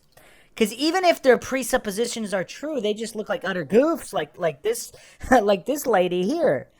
Like, she's just being used as a pawn, specifically because she's emotional, and they're trying to put on display his misogyny, but all they did is accentuate the misandry. So it's like they're accomplishing the complete opposite of what they want to, and in their utter goofery and Dunning-Kruger stupor, they don't seem to realize that or learn their lesson, ever. I mean, that's kind of what makes this whole thing so hilarious, but let's continue.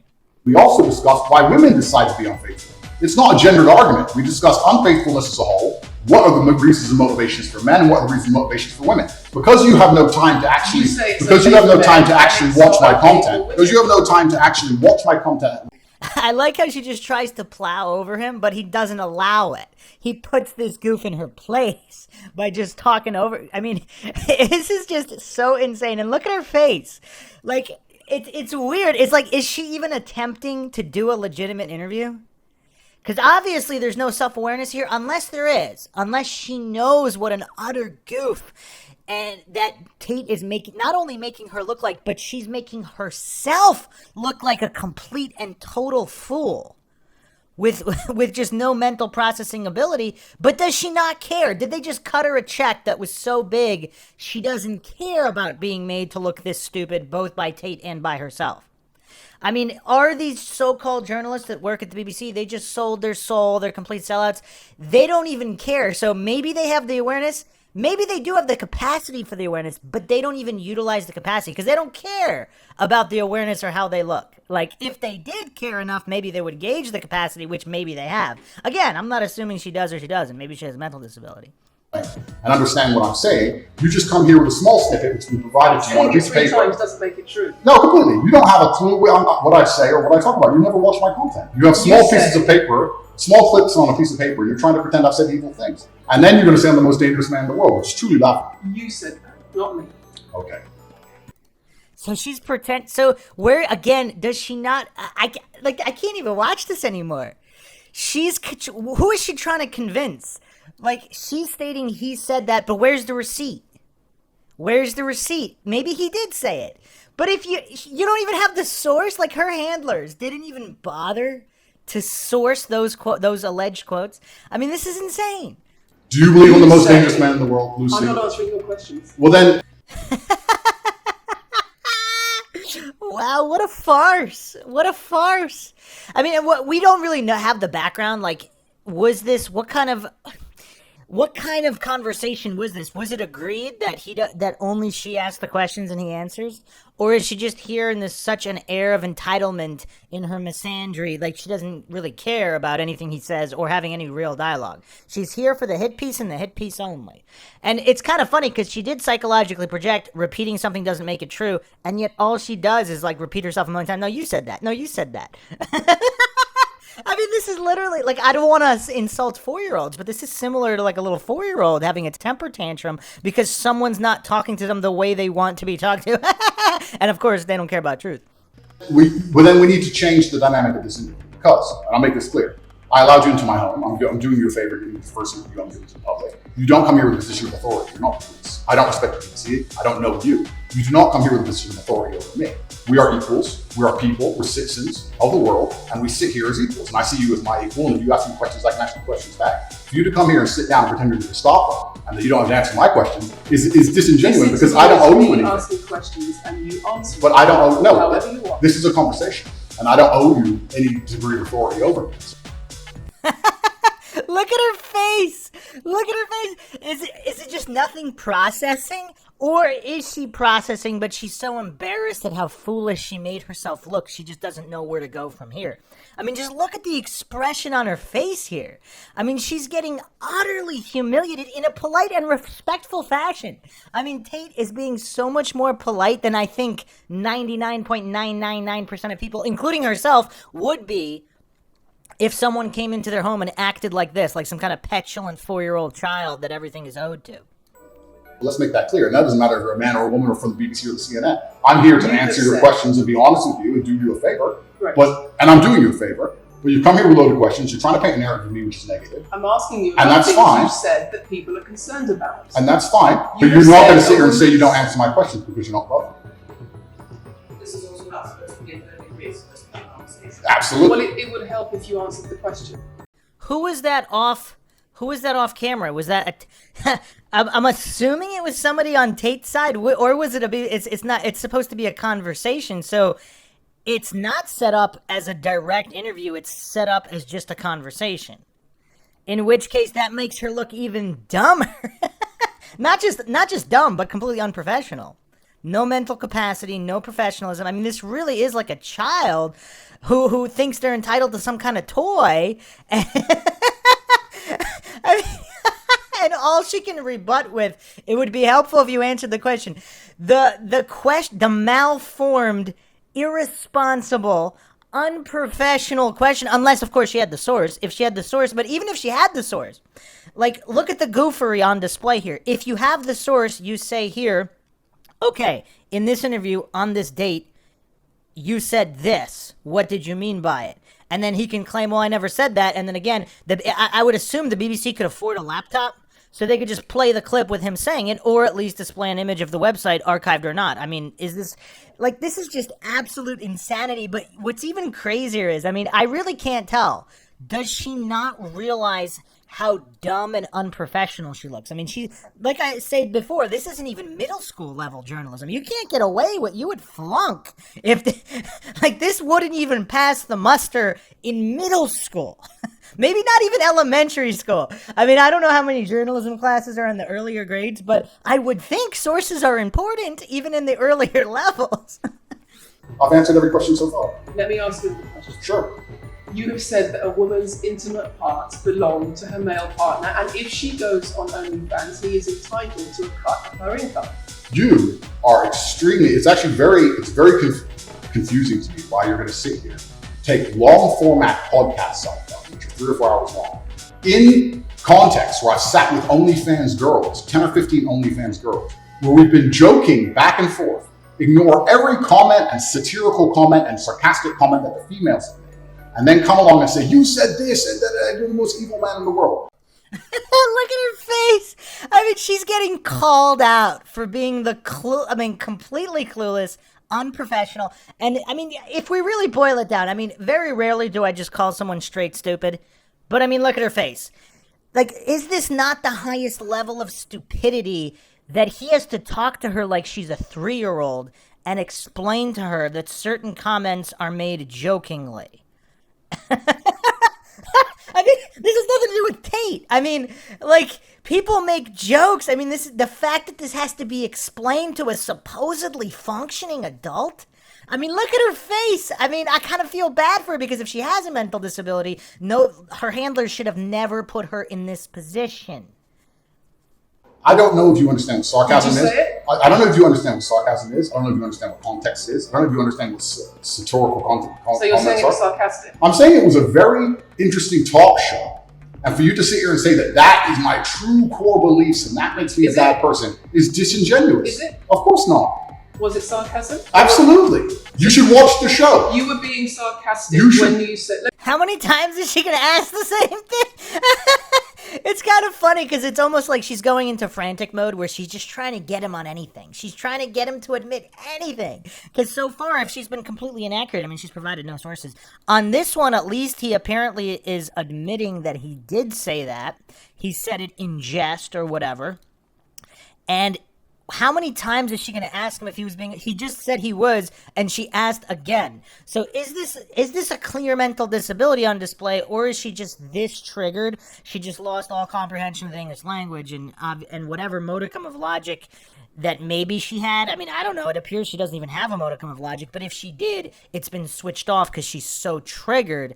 I mean, I don't know. I mean, is she on drugs? Like, what's going on here? What do the MindShock listeners think? What are the theories here that can explain this level of goofery? I mean, even that this, I don't know. This seems even worse than that journalist. I forgot her name. That goof that interviewed Jordan Peterson when he was first going viral.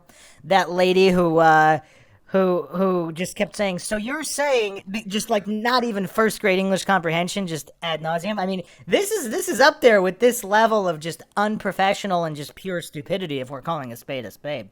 I mean, and that's regardless of whether Tate is guilty. Let's say he's guilty of everything. That doesn't change anything that I just said about this so-called journalist. Let me clarify. You should watch the show. Let me clarify for the audience. You were being sarcastic when you said a woman's intimate parts belong to her male partner. No. You didn't believe that. No, it's not that. It's that you haven't watched the show at length, and you should have, because the woman was saying, my man's car belongs to me because he's my man.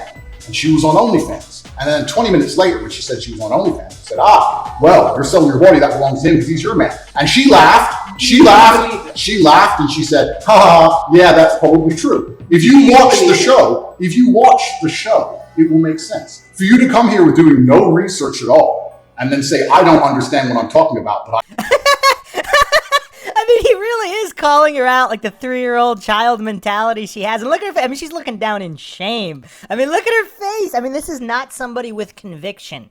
This is not somebody executing conviction, because even, again, if you haven't checked out the Andrew Neil episode that I referenced earlier with Ben Shapiro, I mean, that Andrew Neil goof, I mean, his Dunning-Kruger was so severe, he was stating it all with conviction. He was stating his stupidity with conviction. She has no conviction. All she's doing is repeating herself. It seems like she does understand to some level, at least on a subconscious level, how shameful this is. And her own behavior, and just the farce of this is just this desperate to get any soundbite to try to get Tate to look bad. I mean, it's just, it's so embarrassing for the entire institution of journalism itself. I mean, how is anybody who thinks journalism is important, I mean, how could they be an apologist for this level of goofery, intellectual dishonesty, and just a lack of integrity across the board? I mean, journalists who have interviewed proven serial killers, scum, the lowest scum of the earth, they've acted with more professionalism and intelligence than this goofy woman is right here. I got this piece of paper with a few things printed off. That's why you're saying the silly things you're saying. You should watch the show, do some research. Do you believe it? I've already answered the question. Not really. Of course I have. Can we move on? I've answered the question. Do you believe that a woman's intimate parts? What is this, the 4th time she said? Okay, can anybody explain this? So is it a mental disability? Is it just drug? I mean, she doesn't appear to have any kind of competence in on any level. Not in the English language, not in the institution of journalism. Even just basic common sense doesn't appear to be here. I mean, he's talking to her like a 3-year-old, and it appears she still doesn't understand when is it possible to dumb it down any further than Tate has dumbed it down for her? Belong to her male. Of course not. I've just answered the question. And does this woman believe that her man's car belongs to her?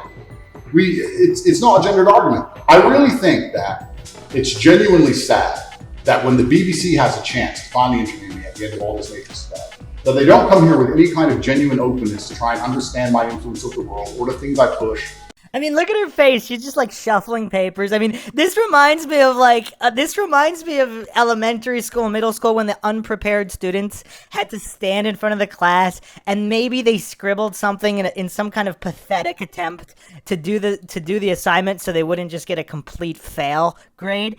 And they're just standing there shuffling, looking down in shame, stuttering, repeating themselves. This is exactly what her facial expression betrays.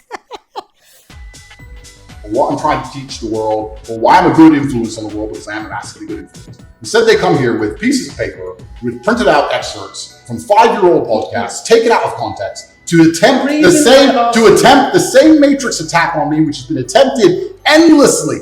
Every single person in legacy media has already tried this, and it doesn't work.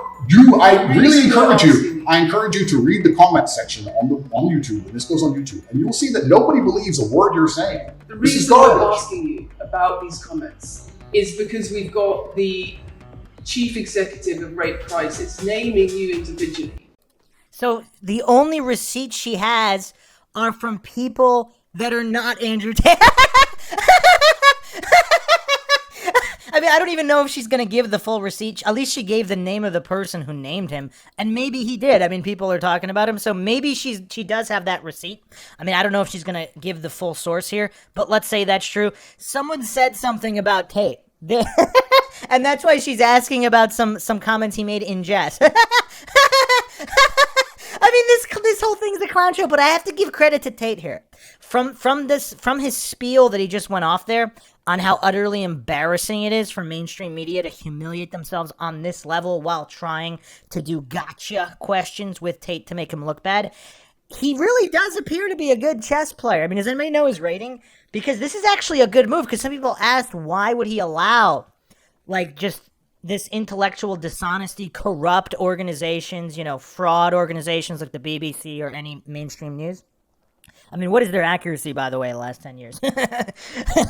Or ever, really. But anyway, maybe this is good. Maybe this is a good time for a Mark Twain quote. I really like this quote. If you don't read the newspaper, you're uninformed. If you read the newspaper, you're misinformed. And obviously, a more updated version of that, if you watch the news, you'd be misinformed. But anyway, so this fraud of a journalist, I mean, there used to be at least some kind of semblance of pretending to be legitimate. I guess that's all out the window now. But anyway, the point here, he must be a pretty good chess player, because basically he knew this would happen.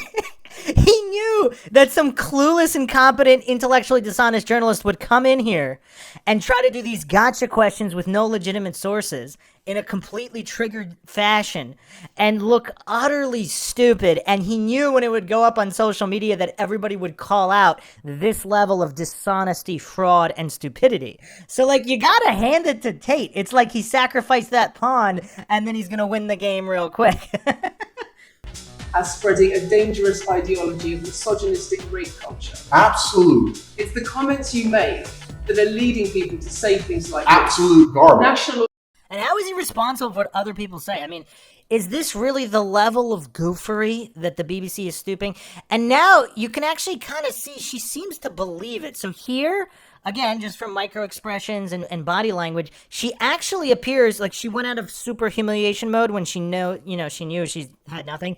Now this idea that if people are triggered and they say stuff and believe stuff either because they're too dumb to understand how satire or comedy works, or if he really did say some of those things, why is he responsible for what other people say and do? I mean, this is actually really disrespectful. This whole thing is just so disrespectful. I mean, this clueless reporter and most mainstream media reporters, Piers Morgan, all these goofs, they're actually more misogynistic and misandrist than Andrew Tate or all these people all put together times 10, because they're basically removing agency.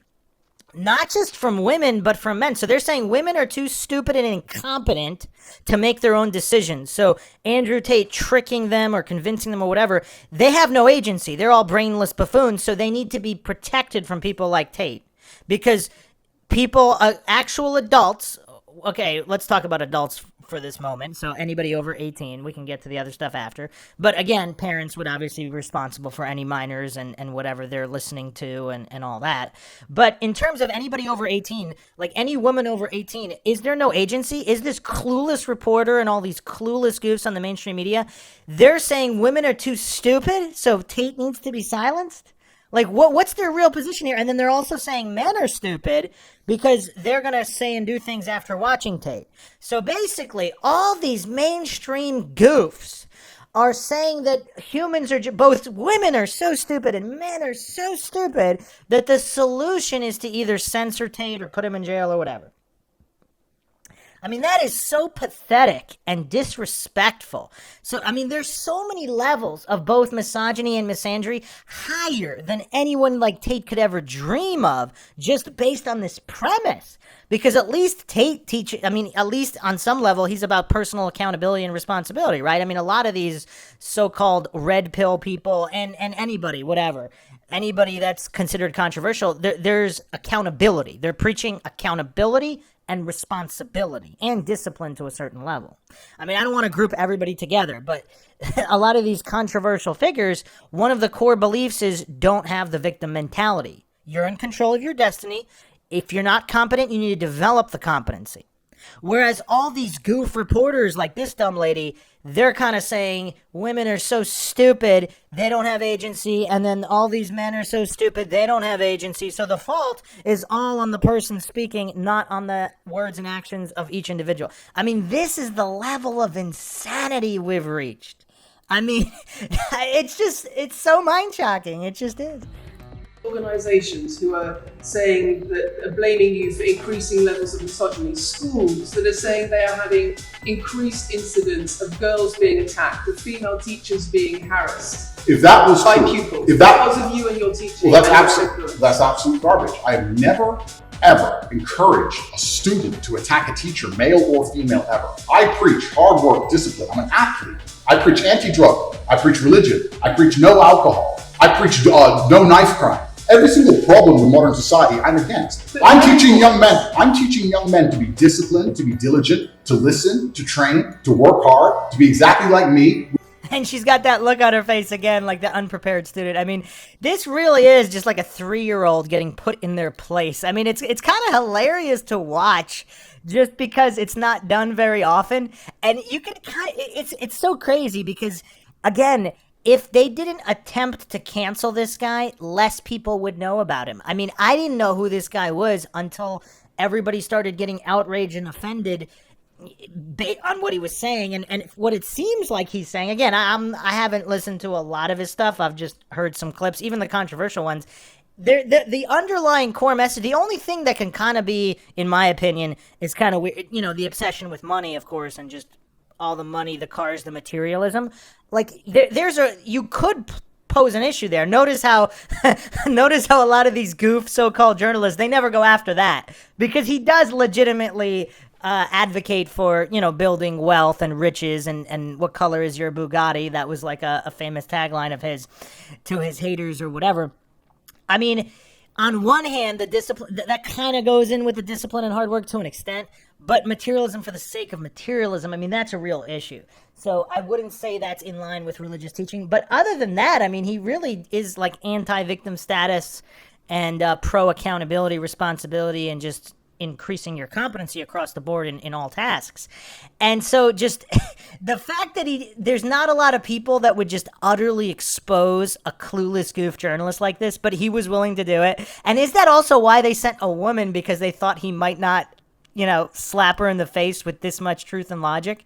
But I guess they don't know who they're dealing with, clearly. No criminal record, never even yet charged in this 14-month Matrix investigation. And I'm saying that if men grew up like me, which are hardworking and diligent and some emotional control and stoic, we're going to have a better society, not a worse society. To sit here and say that schools in England, which is a failing nation, which has knife crime going through the roof, violence going through the roof, men's mental health going through the roof, and they're going to all blame me because I appeared on the internet 1 year ago, is disingenuous. It's disingenuous. And also, financial success, correct. So the Bugatti and a cigar, but it comes with a side order of misogyny. Wow. Where a side order of misogyny? So the presupposition is misogyny. So what I would have done, even if I was Tate, I would have had the clip of him saying women, you know, that he loves women, women should be protected. You know, he would give his life to protect his woman, etc. And ask how that's misogyny, or if this goof journalist even understands what the word misogyny is. I mean, has anybody actually heard the word misogyny used correctly in the mainstream media? I mean, I can't recall. Maybe it has, but I can't recall. How does having a Bugatti and a cigar come from misogyny? Because it's all mixed together in what you teach. You teach that a woman, if a woman comes home and accuses you of cheating, you should hit her with a machete, shove her off. Is that what I teach? That's what you say. No. So, has she been accurate about anything he has said other than the joke? Other than that one joke? I mean, look at her, and again, her expressions betray her because clearly she hasn't done any. She's read that he has said that on her handler sheet, on her handler cheat sheet. It's said that he said that, but she doesn't actually know that he said that. And I guess she's assuming that her handlers wouldn't mislead her, but again, that's why she works for the BBC, because obviously, if she had a higher mental capacity to understand the fraudulent nature of most mainstream media, she wouldn't make that presupposition that just because it's on the sheet made by her handlers that it's true. Oh, if you actually watch the clip, it will be about the woman attacking me with a machete. As usual, you've not watched the video, taken it out of context, flipped it, and attempted to attack me with a small excerpt. Let me tell you something, Lucy. I'm sure you're a very nice person. I'm sure you're a fantastic person. But if I were to take everything you've ever said online and just take small excerpts out of context, I could make you look like a misogynist. I guarantee it. In fact, I might actually do that. And then you're going to sit here and say, oh shit, I'm a misogynist because my clips have been taken out of context. If you refuse to watch anything at length and understand it, then that's what's going to happen. The National Police Chief's League for Violence Against... And look at how she completely dodged any accountability for herself in the middle of her misandrist rantings. And then she's just going on and on again about what other people have said about him, and the reason he just outlined the reasons why they said it. But she's either too dumb, too disingenuous, or she just doesn't care because she sold her soul to even process the information. Because he just addressed, I mean, he basically preempted everything she's about to say now. But I think she's too clueless to realize that's what he just did. Maybe she didn't even attempt to process. Maybe she is on at least a first grade English comprehension level, but it doesn't matter because she's refusing to engage that ability, even if she does have it. And again, I'm not going to pretend to know that she does. Maybe there's a severe disability at play here. Women, the NSPCC, rape crisis, safer schools, they are all naming you as being behind an epidemic of misogyny, even amongst primary school children. The idea that I made primary school children misogynistic because I own a nice car. Is that your argument? It's the misogyny that comes along with it. Presupposing that misogyny comes along with it. Why would you make that presupposition and hallucination? I mean, maybe Tate is really a misogynist, but if all you have is talking about a Bugatti and a machete, whatever incident where did he get attacked? I mean, I don't even know what they're talking about. But if that's all she has to link it to misogyny, not only doesn't appear to understand what the word misogyny means, but even if it's true, there's no case here. So how could she say it with a straight face, even if it is true? I mean, this is, we haven't seen this level of gopher. I mean, she's definitely way dumber than Andrew Neil, and I mean, he's pretty dumb. She might be the champ. She might be the Dunning-Kruger champ of BBC reporters. I mean, does anybody know of a so-called BBC reporter, journalist, whatever, that is dumber than this woman? I mean, I don't know. We should do an investigation on that. Oh, owning a nice car is misogynist. No, it's the misogyny that comes along with it. How does misogyny come along with owning a nice car? Because you have an image of financial I'm glad you're answering my questions now. We finally got... Because he has an image of financial success. That's her answer? I mean, obviously having a Bugatti means you're financially set. I mean, can you we're talking about renting. If you own a Bugatti and multiple Bugattis, obviously that means financial success. So is she alleging that everybody who has financial success is a there's misogyny that comes along with it? So every female millionaire, billionaire is a misogynist according to this goof lady? Like, what is she smoking? I mean, what's going on here? You have an image of financial success. Excuse me. You have an image of financial success. She says, excuse me, while she's interrupting him. How many times did she interrupt him versus he interrupt her? But it comes along with attitudes towards women that are really problematic. My attitudes towards women is that women should be protected and provided for, and I've said that at length. In fact, I've said that over 50 times online, you never mention it. I say that my girlfriend doesn't have to work unless she wants to, I take care of her, I die to protect the woman. I've talked about how I've stood up and faced a knife to protect a woman. And in return, you want authority over her in the way you have over a child or a dog. So it's kind of weird. So she ignores all of that. So even if he does want authority over her like a dog, do people hate their dog or do people love their dog? Do people hate their child or do people love their child? So she doesn't know what misogyny means. Misogyny means to hate. Having authority, and he clearly outlined, again, this was what I actually did a little bit of homework on Andrew Tate, not as much as I probably should have, but the longer clip with the consent of the woman. He doesn't want authority over her without her consent. It's all based on her consent. So if she chooses him as a partner or whatever, she chooses through her own will, no violation of the will, no injured party. She willingly gives him that authority. That was his explanation. Now, again, we don't know what he really believes, but even if we take this goof lady's words at face value, having authority in order to protect is not hate. That's love. Like, how can you truly protect your dog or your child if you don't have authority over them? So, again, is she that utterly clueless? She thinks people hate their dogs, that's why they want authority over them? Or that people hate their children and that hate drives the authority? Like, this woman, I mean, wow. I mean, there's just no words anymore. I mean, how can anybody defend this level of goofery? Absolutely not. I've said that women should be protected and provided for. And in return, you want authority over her, because if you have responsibility for someone like a child or a dog, you say, you have authority over them. If you want to go down this argument, we'll go down this nuanced argument. I said that if I have responsibility for her safety, I should have a degree of authority over her safety. Meaning, and let me explain my point. If I'm the one who has to fight and die to protect her, I'm the one who decides how we walk home. I'm the one who decides the route we take. Because it's unfair for her to say, I want to walk through the most dangerous neighborhood in the world, but you have to face the knives. That's what I've said. And they're going to sit here and pretend I'm trying to treat women like dogs.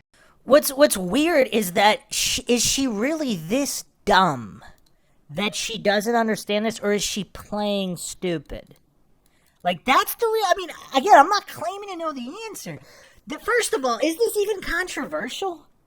Like, if a small child says, "Oh yeah, let's walk through the Bronx at night. We're not allowed to carry any weapons." And we're going to wear whatever. The child wants to wear a T-shirt that says something bad about whatever, local people. And the parent has to, how is any of this controversial? That's kind of what's insane about all of this. I mean, from everything I've heard, I mean, yes, some of the jokes might have been somewhat controversial. I mean, not really either. But this has got to be some of the least controversial stuff on the internet. I mean, you could find a lot of controversial stuff, but how is I guess basic common sense has become controversial to the goofs. So I guess that's why this interview is even taking place. Which is garbage. Every single man in the world who loves this woman understands that he has to protect her. And every single woman in the world likes the idea of a man who would protect her. If you were to say to most women home right now, do you want your husband to protect you in a violent attack? They'd say, yeah, of course. Nothing I've said is misogynistic. If you said to most women, would you want to lose authority in the relationship, to not be treated as a free and legal equal to your husband? I didn't say that. I said I need to have authority over the route we walk home. When you compare women and the authority over women that you believe you should have to having authority over a child or a dog, it's not the same, because a woman is a free legal adult. Correct. If she's a free legal adult, then she would have agency, right? So why is she? I mean, just the level of hypocrisy and mental disability on display here. I mean, this really, I was not expecting this level of goofery. I mean, I was clearly expecting some goofery. I probably wouldn't have even done this analysis if I wasn't expecting goofery. But this is just stratospheric level goofery. You're equal. Free legal adult, my equal. But if I had a girlfriend, we were walking home late at night, and I said, let's not walk down that area. It's a bad area. I have to protect you if anything happens. I want to take the long way. And she said, no, I will. I have to walk this way, even though it's the most dangerous route. I must. Then what? And then I would say, you're welcome to. You could do it. You're a free legal equal. But I'm not going to walk with you and protect you. I think that I should be able to decide the route. Because I have an obligation. And my obligation as a man is to protect and provide for females. Everything I'm talking about is traditional gender roles, which 10 years ago, less than 10 years ago, would not be considered outlandish, would not be considered crazy. Well, not only that, I mean, he's just stating basic common sense, which clueless goofs don't have. And look at her expression here. I mean, she's got her hand on her face. She's like, how? I can't catch this guy at anything. Like, how can we make this guy look bad? Because she just can't do it. I mean, this clown show is just, it really is. I mean, it really is something else. I mean, this might go down in the pantheon of greats of Dunning-Kruger analysis. And just sheer unprofessionalism and incompetence. Would not be considered dangerous or misogynistic. The world has changed, and a lot of people haven't changed with the world. Please understand, there's a lot of women at home watching this right now who like the idea of a man sticking up for them, protecting them, and providing for them. And just because the world has gone crazy and the legacy media has gone crazy, most people at home are still relatively sane. And these are the people who are going to write on the comments that Andrew was saying, and that's how he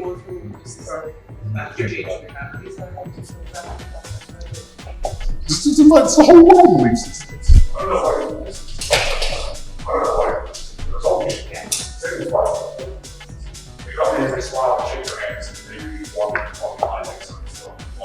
fine. It's fine. It's fine. I'm having a nice conversation with you, I'm enjoying it. So it's no problem. It's been fun so far. It's kind of interesting. Like, she doesn't even want to look at him. Like, this whole time they're sitting, she hasn't looked at him a single time since they're whatever technical issues or something they're having. That's very, very curious. I mean, she's so ashamed of herself, she can't even look him in the eye.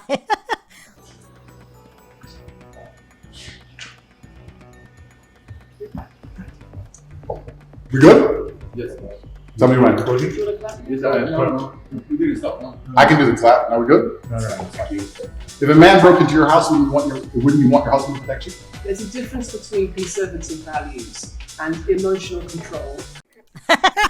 Does she have any emotional control? I mean, she just keeps going off on all these non sequiturs, proving she doesn't understand basic English or basic logic.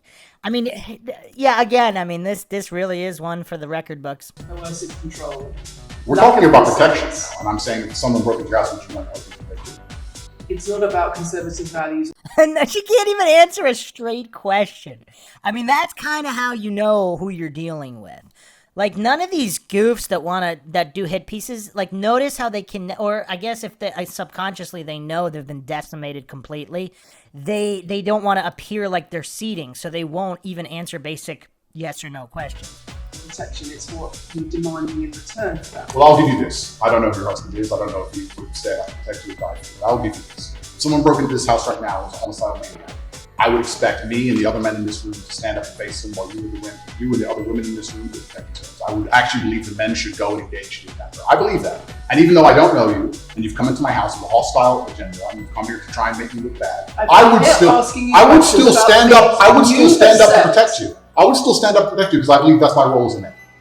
I am asking you about things that you have said. She just keeps repeating. Like, look at her face.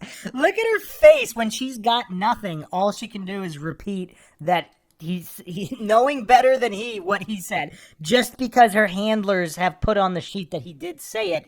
And I guess in her feeble mind, she can't comprehend that the handlers could have been wrong. So I guess that's why she's just going into this Dunning-Kruger spiral where she just keeps repeating that. And notice how triggered she just keeps jumping in with the interruptions. So how is it misogynistic for him to risk his life to protect this woman who's shown him nothing but disrespect? I mean, that is as far from misogyny as you can get. I mean, and I think at least on a subconscious level, she realizes that, which is why you're getting all these micro expressions and her meltdown and just repeating, I'm asking, and all the just constant non sequiturs. That have caused major national organizations, including the police, to worry about you by name. I mean, this is all a one-trick pony act. I mean, the only thing she has, some people said he was dangerous.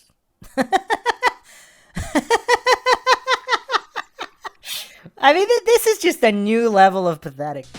That's what I'm asking you. It's not what I say. It's not about whether you protect your partner or not. It's about what you have said that has caused such concern in the UK. And I want to put it to you that you don't really care about the harm it causes. That's not true.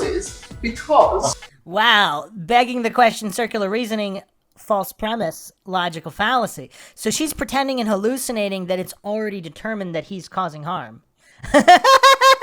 where she hasn't been able to cite a single source of any actual harmful thing he has said. Maybe he said a bunch of horrible things. Where are the receipts?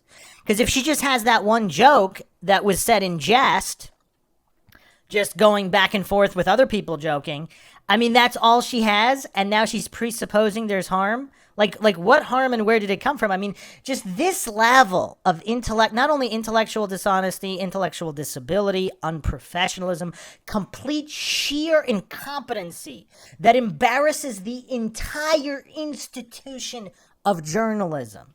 She's the one that doesn't realize the harm she's doing to journalists. I mean, this is just insane. I guess we could throw in psychological projection there as well, because she's failing to realize any of this. Or she does and she doesn't care, as she also projected there. Because she's saying he doesn't care. That might be very accurate psychological projection there. It's not true. Making controversial statements like this online has made you a lot of money. Okay, so firstly, I genuinely am a force for good in the world. You may not understand that yet, but you will eventually. And I genuinely believe I'm acting under the instruction of God to do good things. And I want to make the world a better place. I genuinely believe my legacy is a good legacy. And I believe that eventually, when the legacy media catches up, they're going to understand I'm a good, positive influence. I'm not interested in damaging the world for money. Because if I was interested in damaging the world for money, I could have sold drugs. Or I could make rap music and encourage everyone to stab each other like all the drill artists do. Or you could make controversial statements online that attract a lot of followers who you then direct to your website where they pay. I could make jokes. Sure. Like I mean, I could make jokes online. Who doesn't? I mean, I could make a joke online. Are you saying that all the controversial things you've said are jokes? No, I'm saying that these organizations and the BBC are going to sit here and pretend that I am the face of damaging the youth. The other thing that, she's too clueless or pretending to be or playing this level of stupid, does controversial mean bad or harmful? Because if a positive truth is controversial, like maybe you should take some accountability and responsibility for your life and work hard, if that's controversial, which it might be in this day and age, does that mean it's harmful, though? But she's so utterly deficient mentally, or pretending to be, that she can't even wrap her feeble mind around that. I mean, it's just, it's insane. I am truly mind shocked. Very, very rarely do I get this level of mind shook. It's absolutely garbage. It's completely disingenuous. It makes And you the laugh. reason, I'm sorry, we have agreed to do an interview where you are going to ask questions that are going to give us the opportunity to verify some things. These are very local questions, and so far, I'm sorry, I have arranged and I'm talking right now.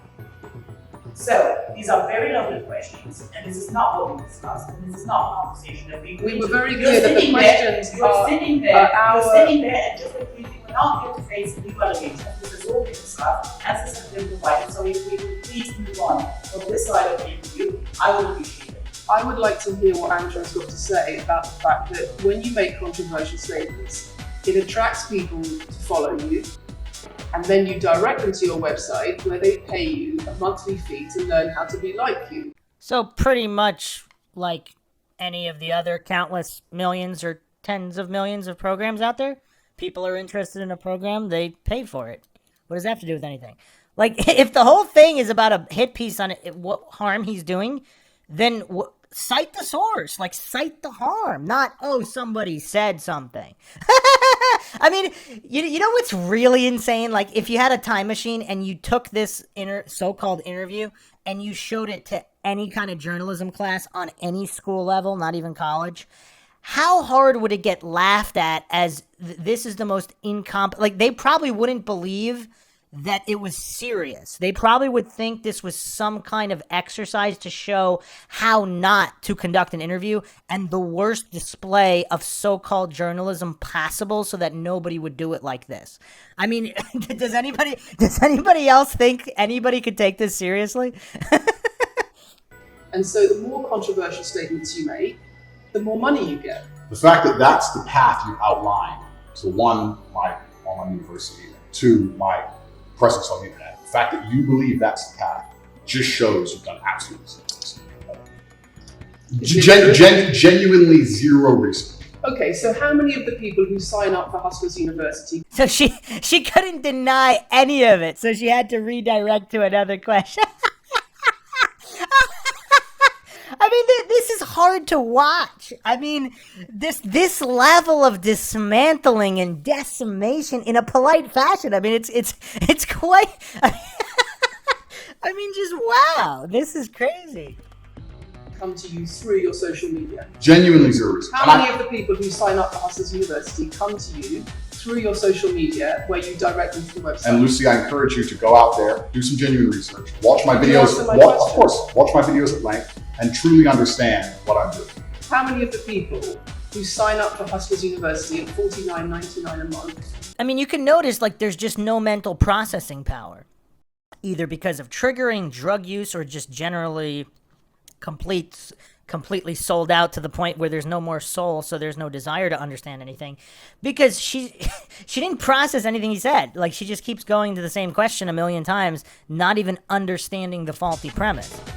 Come to you because they see your social media comments. There's an online school called Hustlers University, which I don't own.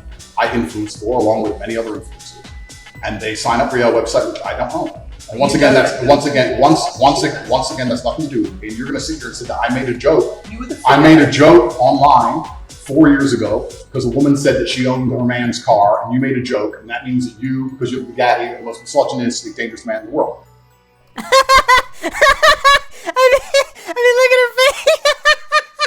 I mean, that's a good outline. terrified of just how dumb she looks saying that. Because even if all these are, see, this is the thing, like, it's such a disservice. If Andrew Tate really is guilty of all of this, I mean, could there possibly be more of a disservice for what this goof journalist just did to actual victims? If this is true, to actual victims, like, could you do more of a disservice than this poor excuse for a journalist, possibly the poorest excuse of all time, has done here?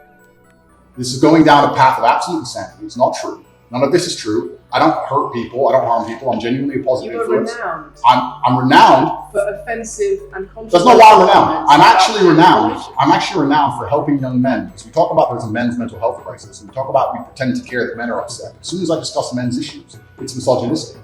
It doesn't have to be gender. Just because I believe men have a point of view and men have rights and men are allowed to think and believe and act a certain way that helps them internally, that doesn't mean it's anti-female. In fact, I believe it's actually pro-female. I think when a man is true to his influence and true to his essence, and he's good within himself, he's a positive influence in the world, and he's positive for the women around him. So Just why because are I so discuss many men's women- issues, people say, oh, you're anti-woman. I'm not anti-woman, I love women. Why are so many women saying that when their boyfriends start following you, They're not. they experience more control, So many. they experience How many? more abuse? How many? Enough. Wow, enough. She just shrugged. Show the receipt. All she has is a shrug. And even if that was true, again, do humans have agency? And if those, let's just go, again, I've been talking about how, for the sake of argument, let's say Tate is guilty of all this. Let's say Tate is a good guy, just for the sake of argument, just for a moment. All the misandrists can get triggered, but let's just say for a moment, as a mental exercise, let's say he's innocent. If people misinterpret his message, or they just, for whatever reason, they were going to be abusive anyway, I don't know, if they have some kind of life event, if they happen to, it's kind of like the whole video game argument. People who play video games, are they really more violent? Or are they less violent? I mean, studies have shown actually that it's possibly decreases violence because they get it out of their system, psychologically speaking, so they don't have that curiosity and desire to go kill people because they've already done it in the video game. But, I mean, again, different studies show different things. I'm not claiming anything is true or untrue. I'm just saying, even if, because how many Hustlers University has how many people? I mean, more than a few. So there's a lot. I don't have the number. There's a whole bunch. And there's even more that just listen to him or watch him online, millions, whatever. So if somebody has misinterpreted a positive message, is that Tate's fault? Same reason, like, you know, all these musicians, that criminals, whatever, are fans of the musician. Does that mean it's the musician's fault? Is she really this utterly clueless she doesn't understand that concept? And then even if he's guilty, again, is it his fault if a free human with agency did something? But the most telling thing is all she's got is a shrug. That pretty much sums up the entire interview. That sums up her entire basis for an argument. A shrug. Enough. Enough. Well, it's the first time I've heard of it. So, in fact, One is too many. oh, of course, yeah. So, in fact, I've seen thousands and thousands of comments and have endless emails from women praising Doesn't the it worry you? fact that their sons are listening to me, Does it not praising worry the you? fact that their The things husbands. I'm saying does not worry you. It would worry. It would You're worry. concerned about It would.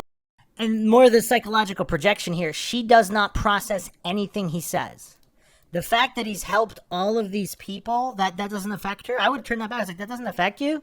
So if he helped, same thing with any so-called influencer or celebrity. They help a lot of people, and then there's crazies that do really bad things in the name of that celebrity.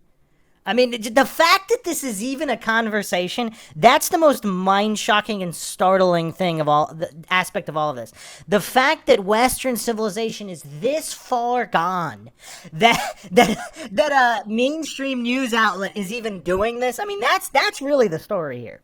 It would worry me if I was genuinely damaging the world. For you to sit here and say, Andrew, you become the most Googled man in the world, you have billions of views, and one woman, is now saying that her husband is not the same man she wants him to be, when thousands and thousands of people are saying the opposite, well then I would say I that that's... presented you with case after case after case, of quote after quote after quote, of people who are genuinely concerned about the impact you're having, and you brush it off as if it's nothing. No, what you have done is come here with an agenda. You come here with loaded questions. You come here with things taken out of context. You come here with things that you don't understand are satirical. And then you're going to also sit and say that one woman said that her boyfriend changed when he watched one of your videos.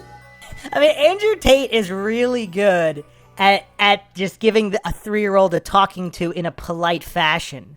Because he's not screaming, he's not yelling, he's not name-calling, he's not calling her stupid, which would be well within his rights to do because of, she's clearly exhibited pure stupidity. So to call it out objectively wouldn't even necessarily be an insult because you're just making an objective observation. I know a lot of triggered goofs have trouble with that.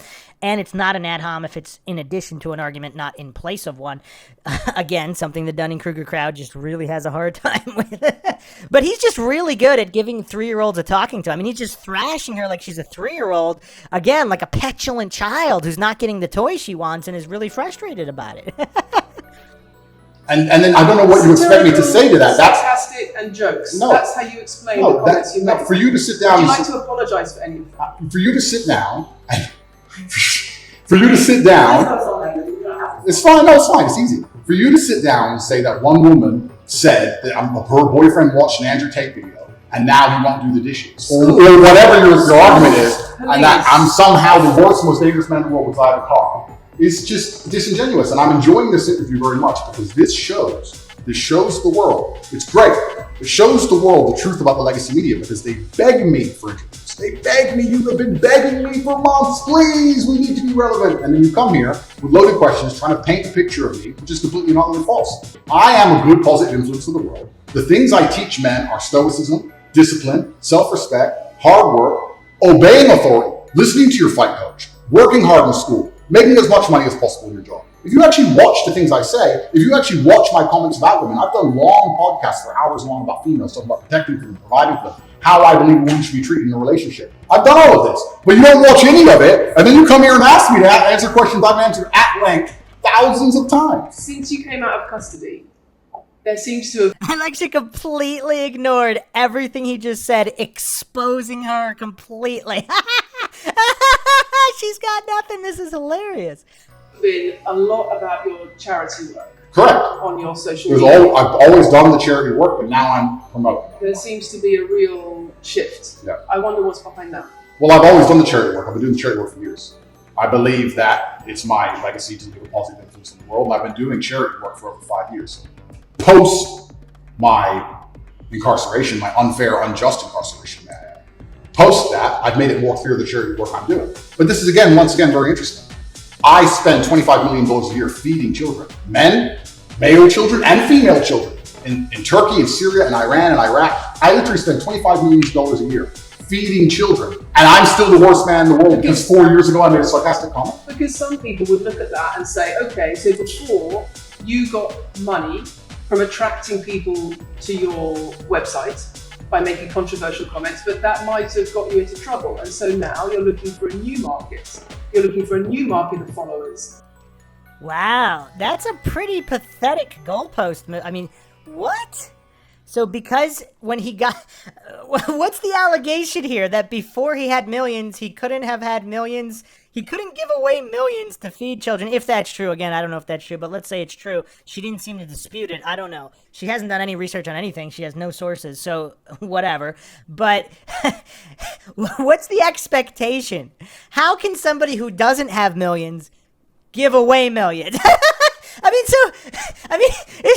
So we've already established she's completely deficient in basic English, so she's also deficient in basic math. Because how can somebody give away millions if they don't have millions? This might have to be a new educational video on demonstrating lack of logic. Who were attracted by a different sort of persona. I've always done the charity work, so that is obviously incorrect, but I have proof that I've always done the charity work, so you're wrong, firstly. I believe that if you have a lot of wealth, you should help people, and I'm helping people. I also think it's very, very interesting that you could not find another celebrity in the UK or anywhere else who's spending £25 million a year feeding children in war-torn countries. I'm doing that, and I've been doing that for a long time without even mentioning it. I never even said it. And now that I've said it, people are going to attack me for it and say that it's disingenuous. The person in Sudan who's eating the meal, do you think they believe it's disingenuous? No, I think they feel pretty good that Andrew Tate said that. And to sit here and say that I'm a bad person now because I'm manipulating charity, because I'm using charity, I'm just trying to do good in the world. I mean, look at her face. It's like a 3-year-old getting scolded. Which she obviously deserves for the way she conducted herself. But it's like she's just been completely obliterated on every single point. I mean, just the level of demoralization, you can see it all over her face. I mean, what is she thinking? Like, she's going to go back to her handlers empty-handed? Like, is that what she's really thinking? Like, or is she thinking, oh, I got humiliated like a 3-year-old child that got scolded? I mean, well, what do people think she's thinking in this particular moment? Or is she still so triggered and fixated, oh, I can still get this guy. I can still make him look bad somehow. How am I going to do it? I mean, I don't know. Like, it's just, her expressions are hilarious. It's all I've ever been trying to do.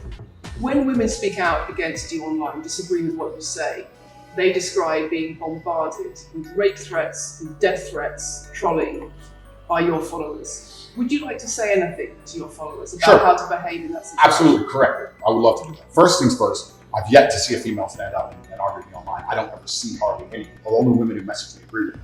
Secondly, I don't think that anybody who disagrees with me, male or female, should be trolled. I don't think they should be insulted or attacked. I think the ideas should be discussed openly and fairly and maturely.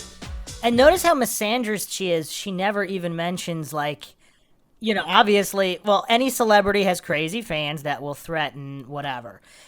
But notice how she only mentions the females. like her misandry is so off the charts. Because obviously a lot of, I mean, the internet's just a cesspool across the board. I mean, there's death threats and rape threats to men, possibly more than women. I mean, has anybody actually done an analysis? Personally, being on the internet for so many decades, I've seen way more men be threatened with both death and rape than women. Obviously, there's both, but clearly a misandrist like this goof BBC reporter would never even care about any of the men or boys who are getting threats that speak out against Tate. So, I mean, like, you got to give Andrew Tate at least some kind of chess credit, because he knew this would happen, and just the utter humiliation and thrashing he's unleashed in a polite fashion on this goof reporter and the BBC. I mean, this is insane. I mean... And, like, look at her face. It's kind of hard to tell whether she has awareness of her being completely exposed or not. Doesn't matter if a man agrees with me or disagrees with me, or a female. I don't think my followers should come along and attack her. And if my followers are doing that, I'm upset by that. But let's make a very important clarification. That's not my followers. That's the internet. If you were to log into any video game lobby, and someone were to sit there and say something stupid, they would be trolled with similar comments. That's the unfortunate reality of the internet as a whole. And the fact that he even has to explain this, I mean, that's really the most mind-shocking thing of all. Because the fact that he has to explain it to her like she's 3 years old because she's that dumb that she asked the question in the first place. Because obviously, if the mental capacity was there, I mean, I don't think she would have asked any of the questions she asked, definitely not in the manner in which she asked them. Like, obviously, a legitimate professional reporter would say, did you say this? Can you clarify this? Some people have an issue with this. Can you clarify? That's what a normal reporter would have done. Obviously, this is possibly the poorest excuse for a so-called journalist I've ever seen. Has anybody seen a worse one? I mean, drop them in the links. Drop some links. That's nothing to do with me. But I encourage all of my followers to engage in open discourse and be fair and honest and talk in a way which is mature. There's no need to troll anybody, male or female. Okay. A couple things. I wonder if you might give Andrew an opportunity to consider whether or not he would like to apologise or give more indication of how he feels about the allegations that he has negatively influenced people lately. Secondly, I think we should on record that this interview is taking place in the House because you're under house arrest. If you were not for that, then we would have chosen another location. I'm sure we would have negotiated that between us. So I think that's just what. Okay. So just to put on the record then, you said that you've invited us into your house. Correct. We're here because you're under house arrest. Correct. If you were free to meet, we would have negotiated a more neutral setting. Well, also the sky is blue. Like what is going? What kind of kindergarten? Like, what is going on here? That other lady off camera, she also works for the BBC. Like, she asked him if he would like to apologize. What? Like, this is insane. This is like a bunch of 3-year-olds that got triggered over something. They don't care about truth at all. Like, this is insane. Just the level of the obviousness of everything that has to be explained. Like they're 3 years old. I mean, I have no idea how Andrew Tate has this level of patience. Don't you think, as the BBC, it would be very interesting to come here and discuss the fact that I was put in a dungeon for 92 days and then walked in house arrest without charge? Don't you think that's a far more interesting conversation than all two seconds? Don't you think that would be interesting? You're here under house arrest because there's an ongoing investigation into rape and human trafficking allegations against. Wow. So they don't care about human rights at all, because it's like they don't even care if he's innocent. Because as long as someone said something, that justifies human rights violations. Wow, very telling. I mean, she exposed herself with that comment right there more than anything Andrew Tate even said. I mean, this, if anybody had any doubts, I mean, she put them to bed right there. Correct. I've been incarcerated without charge. And don't you think it's been dropped? Correct. So I'm incarcerated without charge. And I think that'd be a far more interesting conversation than, I guess, Julian Assange is incarcerated without charge, and nobody's interested in that either. So if you actually want to do some genuine journalism investigation, you can talk about the fact that an innocent man who is yet to be charged with a crime has had his liberty deprived of him. Wow. Wow, he saved that mic drop for the end. I mean, just completely humiliating the BBC as a whole.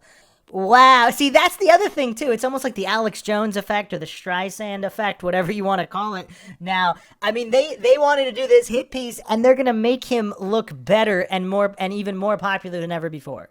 Because, again, even if he's guilty, and that's what the sad thing is, because if he's guilty, they've basically made him look that much better. And if he's guilty, I mean, that is so disrespectful to the victims. And these utter goofs are just so clueless about it, or just that dishonest that they don't care, which actually makes them, I mean, you know, we don't need to get into the exact words, but I'm sure the comment section will have plenty for them. And I think that would be a far more interesting angle than talking about me being the most dangerous man that walks out in the car. And this question about schools being very worried about your influence.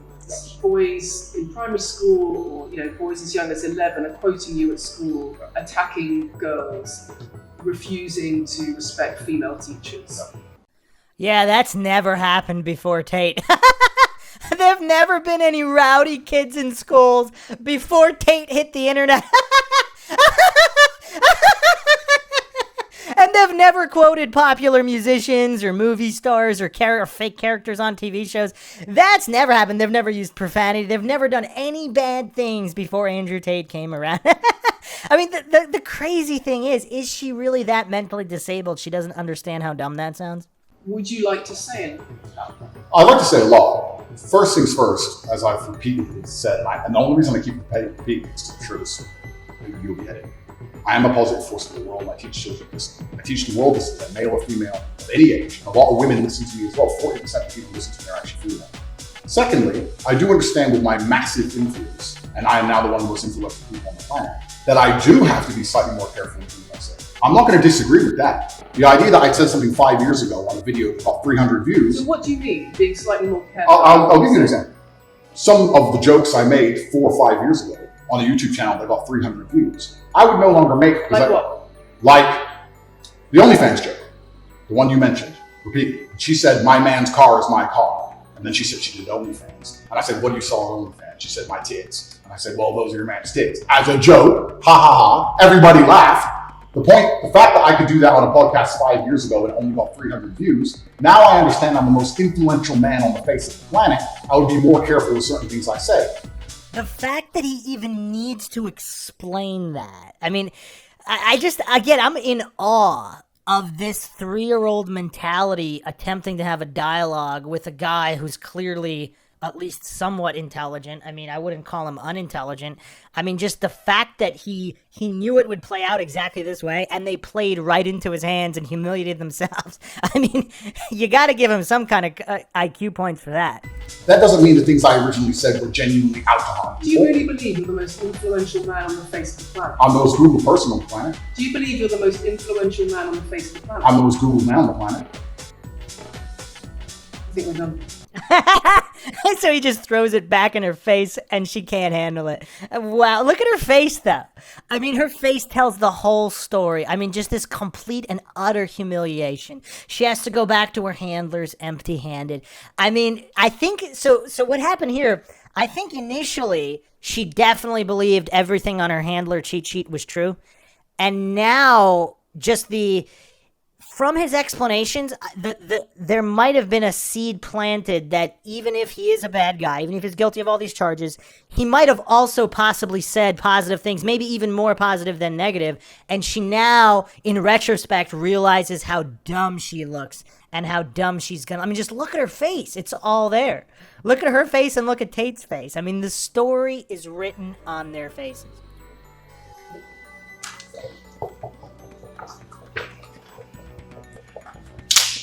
Thanks, Lucy. It was enjoyable.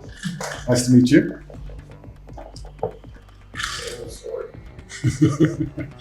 No, it was fun. It was good. I enjoyed it.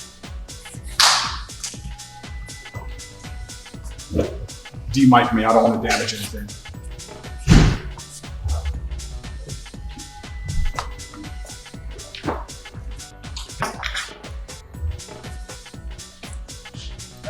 Very nice to meet you. Very nice to meet you. Goodbye. Very light staff.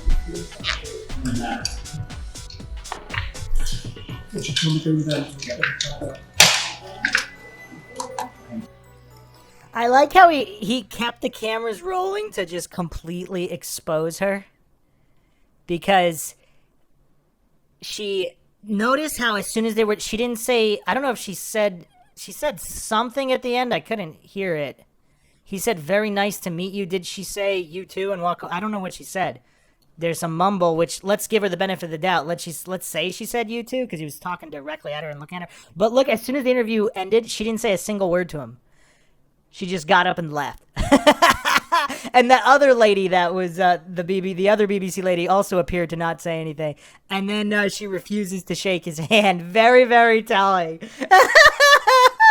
Just the level of I mean, even, like, not just the level of stupidity, but unprofessionals, because stupid people can be professional, or at least disingenuously professional. She couldn't even muster that, and that really tells the whole story here. So at the beginning, like, I didn't even know if I wanted to do this logical analysis just because I didn't really, I mean, I know a little bit about Tate just from what I researched for this one and just looking out on his Twitter and watching a couple videos. But yeah, this made him look really good, like innocent or guilty, which if he's guilty, that's a real shame in the BBC. I mean, that's just shameful on the BBC. Either way, innocent or guilty. I mean, that's really the takeaway here. Because, I mean, this is just a sheer disgrace. Has anybody seen more of a disgrace of journalism than this? There was, again, that one Jordan Peterson interview comes to mind, but other than that, has anybody seen a more disgraceful attempt at so-called journalism? I mean, I certainly haven't. I mean, I want to do some Piers Morgan analysis, because that guy's just such a complete goof. He's always getting decimated by people. And, yeah, so I'll probably do of him with his first interview with Andrew Tate as well, because Andrew Tate completely decimated him as well. And I don't think he held back as much with Piers, because he was really polite here, which actually made the BBC look even stupider. And this journalist is just how polite he was with the dismantling. It seems like he does know what he's doing. Now, if it turns out that he's completely innocent, what then? I mean, how is this another, like, how are people going to look at this? I mean, he brought up Assange, which is a very, very interesting topic that nobody wants to talk about. So, yeah, I mean, the human rights violations across the board. I mean, who is defending human rights violations? It would be another thing if they knew if there was irrefutable evidence, either on video or otherwise, that he was guilty, even without charge. I mean, that's not good procedurally. But if you knew 100% certainty that he was guilty, then yeah, who gives a crap? I mean, whatever. They should do the proper paperwork. But that's a different situation when it's 100% irrefutable. When it's unknown, maybe he's guilty, maybe he's not. Like, then, I mean, due process is due process for a reason, and human rights exist, according to the UN, in every country in the world. Not just UN nations, which Romania is a UN nation anyway. So, hope everybody found another edition of the MindShock podcast interesting and informative. If you want to request more analysis, I'll do them on whatever. I'm a big fan of logic. It doesn't matter what. Because logic is, of course, objective. And that's what the Dunning-Kruger goofs hate, because it cannot be disputed. Logic is objective, and clueless goofs that are all about their emotions, they hate that because it exposes them. That's what makes it funnier, too. But, yeah, so you want to help support the podcast, help Logic and Reason, be reintroduced to the world en masse, as it always should have been to prevent all these problems. You can donate to our PayPal. Just check the link in the description. Make sure you subscribe to the channel. Hit the bell for notifications. You could also just go to youtube.com/MindShock if they're not coming up. You could also check out the Bruce McGuire channel. And you could also be a member right here on the channel. Help support the channel that way. Like and share Twitter, Facebook, Reddit, Patreon. Questions, comments, theories, thoughts, suggestions, rebuttals, debunks of any kind, leave them in the comment section. This is Bruce McGuire signing off. Catch you guys next time.